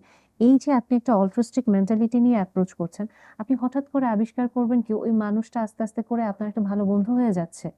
কারণ আপনি না আপনার নিজের জন্য যাননি, আপনি তার জন্য যাচ্ছেন। সে তখন আপনাকে বলতে পারছে, আপনি তখন একটু একটু করে বলছেন। সো হিউম্যান কানেকশন, রিলেশনশিপটা ইম্পর্ট্যান্ট। চট করে আমরা যেন মানুষকে লাইফ থেকে কেটে বাদ দিয়ে না দিই। বাউন্ডারি বাদ বাদ বাদ, আমরা সবাইকে বাদ করে ফেলি। আমি এটা করতে খুব মানা করি যে প্লিজ এটা করেন না, এটা আপনাকে ভালো রাখবে না। ব্ল্যাক অ্যান্ড হোয়াইট হয়ে না, আপনি গ্রে কালারটা ফোকাস করেন। ওই মানুষটার ৮টা ভালো গুণ আছে, ২টা খারাপ, এর কারণে বাদ দিয়েন না। সো এই পয়েন্টগুলো মাথায় রেখে হিউম্যান রিলেশনশিপ। দেন আপনার ফিজিক্যাল হেলথের পার্টটা, আমরা সবাই জানি যে আমাদের মুভমেন্টটা দরকার, আমরা সবাই জানি হেলদি ইটিংটা দরকার, আমরা মোটামুটি কম বেশি জানি আমাদের ঘুমটা কতটা আমাদের প্রয়োজন। আমরা কিন্তু কেউ এগুলো ফলো করি না। খাবারের সাথে আমাদের একটা লাভ হেট রিলেশনশিপ। ফিজিক্যাল অ্যাক্টিভিটি আমরা এটা করতে পছন্দ করি না, আমরা শুয়ে শুয়ে ইউটিউবে এক্সারসাইজের ভিডিও দেখতে পছন্দ করি। আর ঘুম, আমরা তো রাতের বেলা ঘুমোতেই চাই না, আমরা নিজেদেরকে নাইট আউল বা এরকম বিভিন্ন উপাধি দিয়ে ফেলি। এবং এই জিনিসটা আমাদের মাথায় রাখা উচিত। আলটিমেটলি আমি যদি আমার ফিজিক্যাল হেলথকে এই ব্যালেন্সটা না করে দিতে পারি, এই হেল্পটুকু ওকে আমি প্রোভাইড না করি, আমার ব্রেন ইনফ্লামেশন হচ্ছে, আমার ব্রেনে ইনফেকশন হবে। ব্রেন ইনফেকশন হলে এটা অবধারিত, হয় আপনার ডিপ্রেশন আসবে, এংজাইটি আসবে, অথবা আপনার হাইপার অ্যাক্টিভিটি চলে আসতে পারে বিভিন্ন কাজের ভিতরে। আমি এডিএইচডি বুঝাচ্ছি না, আপনার থিংকিং প্যাটার্নই আপনি অনেক বেশি মানে দেখা যাবে দুশ্চিন্তা করার পাশাপাশি আপনি খুব এক্সস্টিং এবং রেস্টলেস মাইন্ডে থাকবেন, ভুলে যাওয়ার প্রবণতা বাড়তে থাকবে। কিন্তু যেই মুহূর্তে আপনার লাইফে হয়তো ইমোশনাল পার্টটা সাপোর্ট পাচ্ছে না, কিন্তু আপনি চেষ্টা করছেন ফিজিক্যাল দিকটা ভালো রাখার জন্য, আপনি নিজেকে চেষ্টা করছেন যে আচ্ছা আমি একটা হেলদি কমিউনিটি বিল্ড করি, হয়তো আমার বাবা মা আমাকে হেল্প করতে পারছেন না, বাট আমার ফ্রেন্ড সার্কেল পাচ্ছে, বা আমার ফ্রেন্ড সার্কেল পাচ্ছে না, আমি হয়তো নিজের মতো করে আমার একটা হবি প্র্যাকটিস করছি, ওখান থেকে আমি একটা কমিউনিটি পাচ্ছি। তখন আপনি দেখবেন আপনি কিন্তু বেটার ফিল করছেন। এবং এই যে আমি মাত্র যেটা বললাম থার্ড পয়েন্টে, আপনার নিজের একটা মানে সেকেন্ড লাইফ আপনি তৈরি করেন। সেকেন্ড লাইফ বলতে আপনার একটা হবি হতে পারে, আপনার একটা স্কিল হতে পারে যেটা আপনি এনজয় করেন, যেখানে সেম ইন্টারেস্ট, সেম মেন্টালিটির কিছু মানুষ থাকবে, এটা একটু প্র্যাকটিস করেন। তার পরবর্তীতে খুবই যেটা দরকার আপনার ক্যারিয়ার, সেটা আপনার ফিনান্সিয়াল ম্যানেজমেন্ট বলেন, আপনার এডুকেশনাল ব্যাকগ্রাউন্ড বলেন বা এডুকেশনাল ক্যারিয়ার বলেন, যেটাই বলেন না কেন, এটাও কিন্তু আপনাকে আস্তে আস্তে করে গোছানো। আপনি না কখনো এটা ফিক্স করে বলতে পারবেন না যে আমি উম, এই উইদিন 40 আমি একটা বাড়ি গাড়ির মালিক হতে চাই, আমি এই ক্যারিয়ারে যেতে চাই, তাহলে আমি অনেক হ্যাপি হব না। আপনি এটা কখনো জানেন না, আপনার লাইফ খুবই আনসার্টিন। তারপরেও আপনি একটা ব্রডার অ্যাসপেক্টে আপনি কি পছন্দ করেন, আপনার ফিনান্সিয়াল প্ল্যানটা কেমন হবে, আপনার এডুকেশনাল প্ল্যানটা কেমন হবে, এটা আপনাকে মাথায় রাখতে হবে। আমরা বর্তমানে ফিনান্সিয়াল প্ল্যানে খুবই খারাপ। আমরা জাস্ট হচ্ছে লাক্সারি খুঁজতে চাই, আমরা মানে লোন করে আমরা ঘুরতে চাই, লোন করে আমরা হচ্ছে লাক্সারিয়াস জিনিস কেনার চেষ্টা করি, যেটা অ্যাকচুয়ালি আমার মেন্টাল স্ট্রেস বাড়ায়, এটা আমাকে ভালো রাখে না।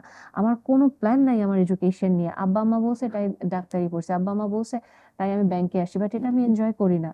এবং এই জিনিসগুলো প্রত্যেকটা আমাদেরকে ফেলে দিচ্ছে। এবং আরেকটা যে পার্ট আপনাকে অবশ্যই হেল্প করতে হবে নিজেকে, আপনার স্পিরিচুয়াল মেন্টালিটিটাকে তৈরি করা, স্পিরিচুয়াল হেলথ নিয়ে কাজ করা। সেটা যদি আপনি রিলিজিয়াস প্র্যাকটিসের মাধ্যমে করেন করেন, আপনি যদি রিলিজিয়াস পার্সন না হন, আপনি স্পিরিচুয়ালিটি আপনি মেডিটেশনের মাধ্যমে বা আপনি নেচারের মাধ্যমে রিফ্লেক্ট করে করেন, বাট আপনার স্পিরিচুয়াল হেলথ ছাড়া আপনি কখনোই নিজেকে গুছিয়ে তুলতে পারবেন না। আর পুরা বিষয়টা যেটা নিয়ে আমরা কথা বলছি, মেন্টাল হেলথ, অবশ্যই আপনার মেন্টাল হেলথের জন্য প্রফেশনাল হেল্প সিক করেন, অথবা আপনার কাছের মানুষগুলো যদি আপনাকে হেল্প করতে পারে ওনাদের হেল্প নেন। সো ওভারঅল আমি যদি বলি, রিলেশনশিপ, আপনার নিজের ফিজিক্যাল হেলথ, আপনার মেন্টাল হেলথ, আপনার স্পিরিচুয়াল হেলথ, আপনার একটা সেকেন্ড লাইফ, আপনার ক্যারিয়ার, আপনার ফিনান্সিয়াল প্ল্যান, এই প্রত্যেকটা জিনিস খুব জরুরি ভালো থাকার জন্য। এগুলো শুনলে মনে হয় কি, ও মা, আমাকে এতগুলা কাজ করতে হবে, বাট এগুলো আসলে এত এত কিন্তু সাফোকেটিং ব্যাপার না। এটা কিন্তু আসলে ছোটবেলা থেকেই আমরা যদি প্যারেন্টিং এর ভিতরে একটু একটু করে ঢুকিয়ে দিতে পারি, প্রত্যেকটা মানুষের কিন্তু এটা একটা হ্যাবিটি রূপান্তর হতো। কিন্তু আমরা প্যারেন্টিং এর জায়গাটা হয়তো কোথাও মিস করে ফেলছি আসলে। রাইট। সো আপু, ওয়ার্কিং প্যারেন্টস তো আছে, আবার সাথে সাথে মানে এখনকার যারা প্যারেন্ট আছেন, সো ওনাদের জন্য আপনি যদি একটা মেসেজ দেন যে আসলে কিভাবে প্যারেন্টিংটা করা উচিত, কিভাবে হচ্ছে যে বাচ্চাদের আপব্রিঙ্গিংটা কিভাবে করা উচিত, কিভাবে তাদের মধ্যে বিভিন্ন ফিলোসফি ইনস্টিল করা উচিত, তো ওই মেসেজটা যদি আপনি একটু কাইন্ডলি দিতেন আমাদের দর্শকদের জন্য। এই পার্টটাতে আমি সাধারণত যেটা বলি ভাইয়া, আপনি চাকরি করতে পারেন, সেটা আপনার আপনি মা হিসেবে চাকরি করেন, বাবা হিসেবে চাকরি করেন, আপনি চাকরি করতে পারেন, বাট খুবই ইম্পর্টেন্ট যে ব্যাপারটা, আপনার যেন একটা ওয়ার্ক লাইফ ব্যালেন্স থাকে, আপনার একটা প্রায়োরিটি থাকে। এবং যদি আপনার ঘরে কোনো সন্তান থাকে, ডেফিনেটলি আপনার কাজ প্রয়োজন, কিন্তু আপনার সন্তান আপনার হাইস্ট প্রায়োরিটি যেন থাকে, আপনার নিজের পাশাপাশি, ক্যারিয়ারের পাশাপাশি। আপনার ওকে কোয়ান্টিটি টাইমের চেয়ে তখন কোয়ালিটি টাইমে ফোকাস করেন। মোবাইলটা হাতে নিয়ে ওকে সময় দিয়েন না। দিনে মানে কিছু সময় ফিক্স, ও জানে যে এই সময়টা আমার বাবা মা আমাকে দিবে, শুধুমাত্র আমি ওদের সেন্টার থাকবো। সপ্তাহে একটা দিন আপনি ওকে ডেডিকেটেড করেন, ওর সাথে সুন্দর স্মৃতি তৈরি করেন, এবং স্মৃতিটা এটা ওর লং লাস্টিং একটা ইফেক্ট থাকবে, ও সারা জীবন এটা চেরিশ করতে থাকবে। এবং দ্বিতীয় যে পয়েন্টটা ফোকাস করেন, যেই লাইফস্টাইল আপনি চান আপনার বাচ্চা ফলো করবে, ওটা আপনি নিজে ওর সামনে প্র্যাকটিস করেন। কারণ দেখেন, একটা বাচ্চা পালার জন্য বলে যে একটা গ্রাম লাগতো, আমরা তো গ্রাম দিতে পারি না। এটা আসলেই সত্যি কথা। আপনি এত এত প্যারেন্টিং এর তথ্য কথা দিচ্ছেন, যেই মুহূর্তে ফ্রেন্ড সার্কেলে যাচ্ছে, ও সমাজ দেখছে, ও কিন্তু আপনার আউট অফ কন্ট্রোল হওয়া স্টার্ট করে দিচ্ছে। সো আপনার যেটা করণীয়, আপনি নিজে ওই লাইফস্টাইলটা প্র্যাকটিস করবেন এবং ওকে দেখাবেন, দেখো আমি এই লাইফস্টাইলটাই, এই ভ্যালুটা প্র্যাকটিস করে আমি কত ভালো আছি, আমি কতটা কন্ট্রোল থাকি, আমার কষ্টগুলোকে আমি ম্যানেজ করতে পারি, আমি এভাবে আছি। ও যখন ওই বাহিরের ওই চাকচিক্যের দিকে যাবে, যেটা ওকে কিনা ডিস্ট্রয় করবে, ও আবার ঘুরবে যে না, ওখানে আমি শান্তি পাচ্ছি না, কিন্তু আমার বাবা বা মা তো এটা করে খুব ভালো আছে, আমার বাবা মা তো মানে ওদের যে কমপ্লেইন থাকে, উনি ধর্ম প্র্যাকটিস করে উনি তো ভালো আছে, আমি তাহলে ওর কাছে যাব, আমি ওটা প্র্যাকটিস করব। এবং এই যে আপনি নিজে একটা এক্সাম্পল সেট করলেন, দেখেন এখানে আমি আরেকটা পয়েন্ট নিয়ে এসেছি, যে মাঝপথে সে কিন্তু চাকচিক্যের দিকে অ্যাট্রাক্টেড হবে। ওই সময়টাতে আপনি ওকে খুব বেশি, তুমি এটা করো না, ওটা করো না, তার মানে টিনেজ পিরিয়ডটাতে ওকে অনেক বেশি গাইডেন্স দিয়েন না। Be a friend. আপনার ফ্রেন্ড যখন আপনাকে এসে বলে, দোস্ত আমি এই কাজটা করবো, এটা আমার ভালো লাগছে, আপনি ওকে সাজেশন দেন নাকি আপনি শোনেন? শোনার পরে আপনার যদি মনে হয় এটা করবো, আচ্ছা এটা করিস না, বা এটা করবো, এটাই কিন্তু ছেড়ে দেন। কিন্তু আমরা বাচ্চাদের কি করি, তুমি এটা করলে এটা এটা হবে, এটা করলে এটা এটা হবে, তুমি এই ফ্রেন্ডের সাথে মিশবা না, তুমি এটা করবা না, এটা করেন না। কিছু সময়ের জন্য আল্লাহর কাছে প্রচুর দোয়া করেন, কিছু সময় না, সারা জীবন আপনার সন্তানের জন্য প্রচুর দোয়া করেন, প্রচুর দোয়া করেন। এবং যেটা করেন, একটা শক্ত রোলার কোস্টার রাইডে উঠবেন, শক্তভাবে হ্যান্ডেলটা ধরেন, ওর হাতটা ধরে থাকেন, এবং ও যখন বাইরের চাকচিক্য দেখবে, এই ভাইবটাকে অলওয়েজ দেন, তুমি যদি বাইরে একটা মানুষও খুন করে আসো, বা তুমি যদি কারোর সাথে একটা রিলেশনশিপও মানে কিছু একটা করে আসো, সবার আগে মা বা বাবাকে এসে বলো, আমি তোমাকে জাজ করব না, আমি তোমাকে ফেলে দিব না, আমি আস্তে করে তোমার হাতটা ধরবো, বলবো আচ্ছা ঠিক আছে, গায়ে কাদা লাগছে, তুমি ধুয়ে আসো, দুজন মিলে ভাত খাই, এরপরে শুনবো তুমি কাজটা কেন করছো, যার পরে যা হয় দুজন বুদ্ধি মিলাই কিছু করব। এই যে আপনি ওকে একটা এন্ট্রি দিচ্ছেন, আমি বলছি না তার মানে এটা আপনি আপনার সন্তানের সব অন্যায় মেনে নিবেন। এই যে ও আপনার কাছে আসতে পারছে, এর ফলে যেটা হচ্ছে, ও কিন্তু অন্য কোনো ফ্রেন্ডের কাছে গেল না, গেলে কি করতো, আরো ভুল করতো, আরো ভুল করতো। কিন্তু ও যদি একটা খুন করে আসে, আপনি কি করবেন? আপনি হয়তো আস্তে করে, আব্বা তুমি কাজটা ভুল করছো, এটা আমি তোমাকে সাপোর্ট করবো, এটা করবো না, চলো আমরা পুলিশের কাছে যাই। এই যে আপনি আপনার বাচ্চাটার একটা ভুল হওয়ার পরেই ওকে আটকায় দিলেন, একটা ফ্রেন্ডের কাছে গেলে আটকাইতো না, ও তখন আরো 100টা খুন করতো, আপনি ওকে আটকায় দিলেন, ও একটা পরে ওর নিজের মতো সংশোধন হয়ে আপনার কাছে ফেরত আসবে। আপনার দোয়া আল্লাহ কবুল করবে অলওয়েজ, আল্লাহ কথা দিচ্ছেন আপনাকে। সো প্যারেন্টিং এর ধাপটাই এরকম, আপনি ওকে সময় দেন, আপনি ওর সামনে এক্সাম্পল হিসেবে আসেন, শক্তভাবে নিজে হ্যান্ডেলটা ধরে ওর হাতটা ধরে রাখেন, সে যেন আপনার কাছে বারবার আসতে পারে অ্যাজ এ ফ্রেন্ড। এবং তার পরবর্তীতে আপনি যেই কাজটা করতে থাকেন, আপনি আস্তে আস্তে করে ওর সাথে তো অবশ্যই আপনি নিজের সাথে ওকে রাখবেন, চেষ্টা করবেন, পাশাপাশি আপনার নিজের একটা জগৎ তৈরি করেন। আমরা বাবা মারা না সন্তানকে পালন করতে গিয়ে নিজের জগৎ হারায় ফেলি, এবং তখন সন্তানের উপর এত ডিপেন্ড করি যে আমার সন্তান আমাকে বাদ দিয়ে কেন অন্য কোনো জগতে যাবে, এটা আমরা মেনে নিতে পারি না। সো লাস্ট পয়েন্ট, এটা হয়তো প্যারেন্টিং এ বলা হয় কিনা আমি জানি না, কিন্তু এটা আমি খুব বলি, আপনার নিজের একটা ছোট্ট কর্নার রাখেন, জগৎ রাখেন, যেখানে আপনার সন্তান যখন আস্তে আস্তে করে বড় হয়ে ওর জগৎ এক্সপ্লোর করবে, আপনি আপনার নিজের মতো সময় কাটাতে পারবেন, এবং ও তখন আরো আপনার ভ্যালুর দিকেই আসবে, যে আমার বাবা মা তো আসলে কখনো কোথাও হাটকে যায়নি, হোঁচট খেলেও কি সুন্দর আবার উঠে দাঁড়াচ্ছে, তাহলে আমি ওদের কাছেই যাব। ওরা সময়ের চেয়ে বেশি অ্যাডভান্স, ওরা কি সুন্দর ইমোশনাল ব্যালেন্স করতে পারে, ওরা কি সুন্দর ফিনান্সিয়াল ম্যানেজমেন্ট করতে পারে, এই সোসাইটি তো আমাকে এগুলো শিখাচ্ছে না। এবং বৃদ্ধ বয়সে আপনার কাছে এসেই বলবে যে আম্মা তুমি বলো কেমনে তুমি এই সংসারটা চালাইছো, আব্বা তুমি বলো তুমি এই কাজটা কেমনে করছো। এটাই তো আমরা চাই। সো এই সিম্পল টিপস গুলাই। আচ্ছা আপু, সো আপনি তো বলতেছিলেন যে আসলে বাচ্চাকে খুব বেশি না না বলা, আসলে মানে আমরা যেটা হয় যে প্যারেন্টসরা বাচ্চাদেরকে অনেক বেশি না বলে, এই কারণে যেটা হয় যে আবার বাচ্চাদেরকেও যখন কোনো কাজ করতে বলে ওরা আবার না বলাটাই তো শিখে যায়, যে আমি যখন যেটা করতে যাই আমার বাবা মা তো আমাকে না বলতেছে, তাহলে ওনারা আমাকে যেটা বলতেছে আমিও তো সেটাতে অ্যান্সার দিব না, কারণ সে তো ওই নাটা শিখেই বড় হয়েছে। সো আপনি তো এটা বললেন যে না এটা করা যাবে না আমাদের, বাট দেখা যায় যে আপু আমাদের যারা বাচ্চারা আছে, ধরেন যারা নিজেরা বুঝে, নিজের বুঝ যখন বুঝতেছে 5-6 বছর হয়ে যাচ্ছে সেটা ভিন্ন বিষয়, বাট যারা ধরেন যে এই যে 2 বছর 3 বছর 4 বছর 5 বছর এই যে বয়সটা আছে, এই সময়টাতে কিন্তু আবার বাচ্চারা নিজেদের ভালো নিজেরা বোঝে না, বা কোন জিনিসটা রাইট কোন জিনিসটা রং এই জিনিসটা তাদের মধ্যে ডেভেলপ করে না। তো ওই জায়গায় দেখা যায় যে তারা কোনো সোশ্যাল গ্যাদারিংয়ে গেলে বা কোথাও ধরেন যেটা রেস্টুরেন্টে গেলাম বা কোথাও গেলাম, তো তারা হচ্ছে হয়তো বা কারো খাবার টান দিতেছে, কারোর সাথে গিয়ে মিসবিহেভ করতেছে, কাউকে মারতেছে। তো ওই জায়গাগুলোতে আমার প্যারেন্টিংটা কেমন হওয়া উচিত? এখানে কি আমি তাকে নিষেধ করতে পারবো, বা তাকে হচ্ছে আমি কি শাসন করতে পারবো, নাকি হচ্ছে আমার এখানে কাম থেকে ওইটা হ্যান্ডেল করা উচিত, মানে হোয়াট শুড আই ডু? আচ্ছা, সো স্পেসিফিক ইভেন্টে আমরা একটু পরে আসি। আমি যদি ওভারঅল বলি শাসন করা যাবে কিনা, আমি অবশ্যই এটা সাপোর্ট করি। আপনার সন্তানকে আপনার শাসন করতে হবে। কারণ কি, শাসন ছাড়া এই ব্যাপারটা আসলে কখনোই ওর জন্য ফ্রুটফুল কিছু হবে না। কন্টিনিউয়াস প্যাম্পার, কন্টিনিউয়াস প্রশংসা ওর মানে রেজিলিয়েন্স খুব কমায় দিবে, এবং ভাববে কি পৃথিবীর সবাই ওর প্রশংসা করবে, কেউ না বলবে না। কাজেই অবশ্যই আপনাকে কিছু সময় ওকে সুন্দরভাবে না বলতে হবে, ওকে শাসন করতে হবে। বাট বিহেভিয়ার, আপনি যেটা জানতে চাচ্ছেন, আমি পজিটিভ বিহেভিয়ার কিভাবে তৈরি করব। পজিটিভ বিহেভিয়ারটা আমরা 3টা ভাবে তৈরি করতে পারি। যেভাবে আমি যদি বলি যে ফার্স্ট অফ অল, আপনার যখন বাসা থেকে তো আপনি দেখছেন যে ওর কিছু আচরণও করছে, বাসায় মেহমান যখন আসছে ওকে নিয়ে বাইরে যাওয়ার আগেও। সো এই জিনিসগুলো হয়তো ওই সময় আপনি কোনো রকমে বললেন যে না বাবা এটা আমরা করবো না, ওকে হয়তো আমরা আস্তে করে উইথড্র করে নিয়ে আসলাম, এবং ও বুঝে গেল যে আব্বু আম্মু এটা খুশি হচ্ছে না। সো এইটার পরবর্তীতে আপনি যেহেতু জানেন আপনার বাবু এই কাজগুলো করে, আপনি ওর সাথে কিছু প্রশংসামূলক কথা বলেন, ওর সাথে কিছু পাওয়ারফুল ওয়ার্ড অ্যাড করেন, যে যেমন ধরেন আপনি যখন কেউ বাসায় আসলো, ও যখন ঝাঁপ দিয়ে গেল না বা অভদ্রতা করলো না, আপনি তখন ওকে বললেন যে বাহ, তুমি তো খুবই ওয়েলকামিং পার্সন, তুমি তো অনেক সুন্দরভাবে অতিথি আপ্যায়ন করো, বা তুমি তো অনেক কাইন্ড যে তুমি শেয়ার করেছো, বা তুমি কত ইন্টেলিজেন্ট যে তুমি ওই মানুষটা খাচ্ছে, তোমারও অনেক খেতে ইচ্ছে করছে, তুমি ওনার কাছ থেকে খাবারটা টান দাওনি, তুমি ওনাকে জিজ্ঞেস করেছো খুব সুন্দরভাবে যে তুমি কি এটা আমাকে শেয়ার করবে। এই যে দেখেন ওর ভিতরে একটা আত্মবিশ্বাস তৈরি হচ্ছে, ও আমি যদি তাহলে এই অ্যাপ্রোচে যাই তাহলে আমি ইন্টেলিজেন্ট, ও আমি কাইন্ড, আমি তাহলে এটা ভালো বেবি হচ্ছি। এটা কিন্তু ওকে খুব তখন মানে ইয়ে করে, ও মানে খুব, আমি কি বলবো, কাইন্ড অফ পাওয়ার বুস্টার হিসেবে কাজ করে, নিজের ভেতরে একটা শক্তি দেয়। তারপরে যেটা আপনি করেন, কিছু জায়গায় আপনি যে রুলস, যে যেমন এটা আব্বু তোমাকে বাইরে এটা করতে হবে, আমরা যদি এটা করি এটাই রুলস এবং সুন্দরভাবে আমরা বাসায় চলে আসবো, যদি এটা তুমি না করো আই মেসেজ ইউজ করে বলতে হবে, আমি আম্মু বা আমি বাবা আমি কিন্তু কষ্ট পাবো, আমি চাই আমরা আজকে ওখানে যাব, সুন্দরভাবে তুমি এই কাজগুলো করবে, তারপর আমরা সবাই মিলে বাসায় আসবো। মানে আপনি ওকে একটা রুটিন দেখাচ্ছেন যে এটা এভাবেই কাজ করতে হবে, এটা আমাদের ফ্যামিলির একটা রুলস, আমরা সবাই এটা ফলো করি। তখন ও যেটা একবার দুবার রেবেল করতে যাবে, কিন্তু ওই যে আপনি বারবার আই মেসেজ দিচ্ছেন, তুমি যখন এটা করছো আমার ভালো লাগছে এবং এটা তো আমরা সবাই ফলো করি এবং এটা গুড বেবি, তুমি তুমি এটা করছো।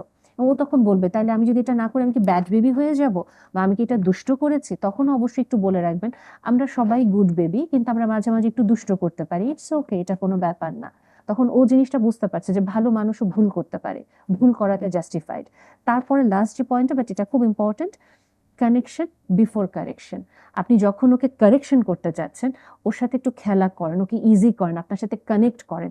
এরপরে খেলার ছলে আপনি জিনিসটা ওকে বলেন যে তুমি আজকে যে কাজটা করেছো এটা মা খুব কষ্ট পেয়েছি, এটা তুমি আর করো না। এবং এই পদ্ধতিগুলোর পরেও যখন ও শুনছে না, ওই যে দ্বিতীয় পয়েন্টে রুলস অ্যান্ড রেগুলেশন, ওই সময়টাতেই হয়তো আপনি গলার স্বরটা একটু একটু উঁচু করা বা অতিরিক্ত ধমক না, কিন্তু আপনার বডি পশ্চারটা একটু স্ট্রেট করা, ওর চোখে চোখ রেখে কথা বলা, এবং তখন ও এটা বুঝতে পারবে যে না এটা এখন সিরিয়াস কনভারসেশন হচ্ছে, আম্মু তো ওরকম হাসছে না, আম্মু তো এখন খুব বেশি ফানি মুডে নেই, তাহলে আমাকে এখন একটু এটা শুনতে হবে, আমি তখন শুনি। সো আপনি অবশ্যই বাচ্চাকে শাসন করবেন। এবং সবচেয়ে যেটা বড় কথা, আমরা মানুষ, সবসময় আমাদের কন্ট্রোল থাকে না। যদি আপনি ওকে খুব বকা দিয়ে ফেলেন, আপনি যদি ওর প্রতি খুব কঠোর হয়ে যান, আপনি সিম্পলি কিছুক্ষণ পরে এসে ওকে জাস্ট একটা সরি বলেন, দ্যাটস ইট। আমরা বড়রা তো এটাই এক্সপেক্ট করি, তুমি আমার সাথে রাগ করেছো আমাকে একটা সরি বলো। আপনি যখন এসে বলবেন যে সরি আমার না ভুল হয়ে গিয়েছে, আম্মু তখন রেগেছিলাম, বাবা তখন রেগেছিলাম, এটা আমি ব্যালেন্স করতে পারিনি, কিন্তু তুমি অনেক আন্ডারস্ট্যান্ডিং এবং তুমি অনেক কাইন্ড, যে কারণে আব্বু আম্মুর ওই ইমোশনটা তুমি সুন্দরভাবে নিয়েছো। ও আরো এম্পাওয়ার্ড হচ্ছে এবং ওর ভালোবাসা আপনার প্রতি বাড়ছে যে আমার বাবা মা তো ভুল করলে সরি বলতে পারে। সো একই সাথে দুটা জিনিস হচ্ছে, ওই যে আমার বাবা মা সরি বলতে পারে, ওর পেইনটা চলে যাচ্ছে, এবং দুই, ও সরি বলা শিখে গেল। সো এভাবে করলেও ইনশাল্লাহ খুব ভালো রেজাল্ট রাইট, আসে। ইনশাআল্লাহ ইনশাআল্লাহ আপু, আশা করি এটা আমাদের জন্য অনেক হেল্পফুল হবে। সো আজকের পডকাস্টটা আপু আমরা লাস্ট একটা মেসেজ আপনার কাছ থেকে নিয়ে শেষ করব, সেটা হচ্ছে যে এই যে বউ শাশুড়ির যে দ্বন্দ্ব হয়, এটাতে যে মাঝখানে যে হাজবেন্ড থাকে তার উপরে যে আসলে একটা স্ট্রিম রোলার যায়, সো এই জিনিসটা যাতে না হয় বা এই জিনিসটা যাতে একটু কন্ট্রোল করা যায়, সেজন্য হচ্ছে যে বোথ ওয়াইফ এবং শাশুড়ি দুইজনের জন্যই আপনার একটা মেসেজ হয়ে দিবেন কাইন্ডলি। এই মেসেজ ভাইয়া, মানে এই জিনিসটা বলাটা খুবই টাফ, কারণ মেয়েদের পক্ষ থেকে মেয়েদের ইমোশনটা মেয়েরা ম্যানেজ করতে পারে না, এবং আলটিমেটলি আমাদের মেয়েদেরকে এটা ম্যানেজ করা কেউ শেখায় না। এবং কোথায় জানি একটা লাইন দেখেছিলাম যে আমরা মেয়েরা না বউ শাশুড়ি হই, আমরা মেয়েরা ভাবি ননদ হই, আমরা মেয়েরা বিভিন্ন সম্পর্কে আসি, কিন্তু এই সম্পর্কগুলোতে আমরা কখনো বন্ধু হয়ে উঠতে পারি না। বিভিন্ন রকমের একটা আহ, দোলাচালে আমরা থাকি, একটা পাওয়ার স্ট্রাগলে থাকি, নিজেদের ভিতরে খুব মানে সংকীর্ণতা থাকে। এবং আমার কাছে যেটা মনে হয়, পড়াশোনার ব্যতীত এটা কোনো কিছুতেই আমাদেরকে মুক্তি দিবে না। একটা মেয়ে যখন আস্তে আস্তে করে জ্ঞান অর্জন করছে, পড়াশোনা করছে, এবং সে জগৎটা সম্পর্কে একটা ক্লিয়ার ধারণা রাখে, সে ইনসিকিউর না, তার ভেতরে কোনো ইনফিরিয়রিটি কমপ্লেক্স নেই, আপনি দেখবেন তখন কিন্তু আসলে একজন আরেকজনের প্রতি যে দ্বন্দ্বটা নিয়ে থাকে, যে পাওয়ার আমার আমার সংসার, ওই দ্বন্দ্বটা থেকে অনেকখানি সরে যায়। এবং এই জন্যই বললাম যে আলটিমেটলি আমরা পড়াশোনার দিকে যদি আমাদের মেয়েদেরকে উৎসাহিত করতে পারি, জ্ঞান অর্জনের দিকে, গল্পের বই পড়া বা যে কোনো বই পড়া, পৃথিবীটা জানার পথে, এটা সুবিধা হবে। আর একটা জিনিস যদি আমরা খোলা মাথায় নিয়ে রাখি, আমার ছেলে কষ্ট পাচ্ছে, আমার স্বামী কষ্ট পাচ্ছে, আলটিমেটলি এই মানুষটা কষ্ট পেলে আমি ভালো থাকবো না, এত পাওয়ার, এত মানে ক্ষমতা আমি আসলে কাকে দেখাচ্ছি, এবং দিন শেষে আমি যখন ডেথ বেডে যাব, তখন এই পাওয়ার তো আমাকে ভালো রাখবে না, বরং আমাকে এটা ভালো রাখবে যে আমি আসলে কার কার সাথে ভালো সম্পর্ক করেছি এবং কোন মানুষগুলো আমাকে কিভাবে মনে রাখছে, আমার কাছের মানুষগুলো কি আসতে পেরেছে কিনা আমার সাথে। কাজে আমরা একটা সুন্দর সম্পর্ক তৈরি করি, আমরা খুব বেশি আত্ম অহংকারে না ভুগি, আমরা খুব বেশি সেলফ সেন্টার্ড একটা লাইফে না থাকি, আমরা চেষ্টা করি আরেকজনের জীবন সহজ করার জন্য। থ্যাংক ইউ সো মাচ আপু। এটা আশা করি অনেক ভ্যালুয়েবল হবে আমাদের অডিয়েন্সের জন্য। So thank you so much everyone for being with us throughout the episode. So আজকের এপিসোডে আমরা অনেক ইনসাইটফুল ব্যাপার-স্যাপার জেনেছি, and যেগুলো আসলে আমাদের রিয়েল লাইফে নিত্যদিনের ঘটনা। তো সেগুলোকে কিভাবে কন্ট্রোল করা যায়, কিভাবে আমরা প্রপার প্যারেন্টিং করতে পারি, কিভাবে আমরা ওয়াইফ এবং হচ্ছে গিয়ে আমাদের শাশুড়ি মানে ওয়াইফ এবং মায়ের মধ্যে ব্যালেন্স করা, তারপর হচ্ছে এক্সট্রা ম্যারিটাল অ্যাফেয়ার নিয়ে আমরা জেনেছি। সো ওভারঅল আজকে আমরা সমাজের অনেকগুলা কমন পেইন পয়েন্টস নিয়ে কথা বলেছি। সো আশা করি এটা আপনাদের কাজে লাগবে। আর তারপরেও আপনাদের যদি এই রিলেটেড কোনো কোয়েশ্চেন থাকে, আপনারা এটা অবশ্যই কমেন্ট সেকশনে জানাবেন আমাদেরকে। আমরা চেষ্টা করব ডক্টর মুনমুন জাহান আপুর কাছ থেকে জেনে আপনাদেরকে অ্যান্সার করার। So thank you so much everyone for being with us. দেখা হবে পরের কোনো এপিসোডে। টিল দেন ভালো থাকবেন। আসসালামু আলাইকুম।